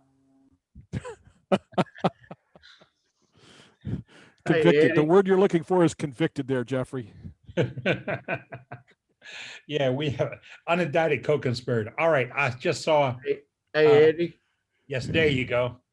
Hey, can you put that YouTube site in the chat? Which YouTube one? The one that Doug was talking about? I think a lot of them are already there, Robert. Yeah, I believe somebody put it in there. It's worth the effort. Thank you. It's in our chat. Yeah. And Turners, that's what chat's about. If you got something you want to share with the guys, you trust me. Most of y'all are my age or a little bit younger. But when you try, if you tell me write this down, there's not a way in the world I'm going to have an ink pen in these hands. But if I can save the chat and go back to it, you wrote it down. And Kim is awesome at that. I'm sorry she went away this evening, but she's cooking. And but she will listen to this program. And if we mention that I'm looking for a scraper of such and such, Kim will go in and pop it up on chat and give you 3 or 4 or 5 different sources for it. We're non-commercial. We're not going to be married to one person. We might date them a lot. We're not married to them. But that's what chat is all about. Anybody else up this evening? Maybe we ought to all show up at Kim's house tomorrow for Thanksgiving. Or just let her know we're coming. No, just knock on the door and say, "We here." So that's a 2-day drive for me. I don't have enough time to get there. Well, remember, if we all go, it's mask it or casket. You got a choice. So mask up if you're going to go to Gimme House. Right. Jason, did you want? I see you pop up there. Did you have something? Okay. Oh, whoa. All right. Now you. No, I was just going to say, as many pins as I made, I can never find one either. I know it's happened to y'all. Have you been standing in a shop and wonder, where in the hell is that pencil at? You know, you had 12 when you got started, but where is any of them? I stick them everywhere. I built this little holder right on top of my lathe that's held on there with those super magnets. I got 4 pencils in here. And there's 2 more back here and 2 more over there. I got the same thing. That's where my super glue sleeps and everything else in a little basket I have on my headstock. Yep. And that's one of those things we want to photograph stuff, folks. You see those ideas for all turners, new turners, old turners, whatever. It gets the brain working. What do you got? Doug's got the camera on. Sometimes I can't find a pencil, and then I remember, oh wait, just open the drawer. Like you have an obsession with making things out of pencils. So I might not be able to find a pen, but by God, I can find me some pencils. You must be the king of the dollar store. No kidding. Uh-oh. How do I take this off now? Oh, there we We go. could probably have a whole session of just tips and things. I know guys that have magnets everywhere, like if they're in a cellar and they got beams everywhere, and so they have the metal clips they put on pencils, so they got magnets they can just all every time they could just reach up and grab a pencil anywhere they are in their shop. I Same got thing like smart. a ruler. I got smart one time and put my pencil on the little retractable thing I got at Home Depot. But don't mark on the turning piece of wood with that. I heard a story and it was ugly, and I think I still got that wound. But it's, I put a bag, who said that? Dave Leader says I put a magnet on the end of my pencils. That's a good move. And I got magnets everywhere. Yeah, I do too. They're so useful. I got the thing holding plans up on the cabinet behind me. My Chuck key's got a magnet on it. I usually get the bar ones when they offer them for free from Harbor Freight, and I probably have 7 or 8 of them around now. I was just about to say that same thing. Yeah, I got the little bowl sitting on top of my lathe. I got 2 of them sitting on top of my drill press, and I just throw the drill bits in there that I use regularly. Yep. Hey, the bar one from Harbor Freight, the black bar one, you can actually, if you like wrap that on something pretty hard, you can take all the magnets out of it, and then you get a bunch of them that are about that big. They're about half the size of a domino. And my shop's a C-van, so I got them things hanging all over the wall, them little squares out of the back of the black bar strip ones from Harbor Freight. Yeah, I have those ones out in my garage over my workbench out in the garage for my regular garage tools that I hang the various things from. Yep. All right, everyone. I'm going to the wayside. Everybody have a great Thanksgiving. And You I'll too. see y'all next week. You too, Ronnie. Happy Thanksgiving, Ronnie. Yeah, happy Thanksgiving. Ronnie, do Good I night. need to knock tomorrow when I come over, or just come on in? Yeah. All you guys out here in the East, it's getting late for y'all. Yeah, it is. Yeah. I want to say there are 8 of these magnets in here in this Harbor Freight thing. I'm looking at it right now. That's a Yeah, cheap one. I like the free coupons from Harbor Freight. Yeah, and you can get Yeah, that buddy. for next to nothing. Yeah, it's Yeah. cheap. way to The 5-in-1 screwdrivers that they give away for free, you can pop the inserts out of those pretty easy and turn your own screwdrivers with them. buy. Yeah. I got a couple at work and everybody loves them. Oh, I got. Don't smash him with a hammer thinking that insert will come out. It'll go out. It'll go oval on you. Oh no. I heard that. Not that I would do it. Yeah, you can make some cool handles too, using like offset turning. You can do multiple sides stuff so they don't go rolling around anymore, not just round. So, but all good tips and tricks. Well, and those are a little cheaper than any of the screwdriver kits you can get too. Yeah. I'm gonna head out, guys. Have a good night. It's been a pleasure as always. Thanks, Eddie and Doug, for making it all happen so smoothly, and we'll see you next time. All right, man. See ya. Good night. Good Turkey Day. Okay, everybody have a You too. good Thanksgiving tomorrow. I'm leaving too. Yeah. Good night, Mr. Brown. Good night, everybody. Have a good Thanksgiving. God Thank you. bless. I just got a reminder that it's my bedtime.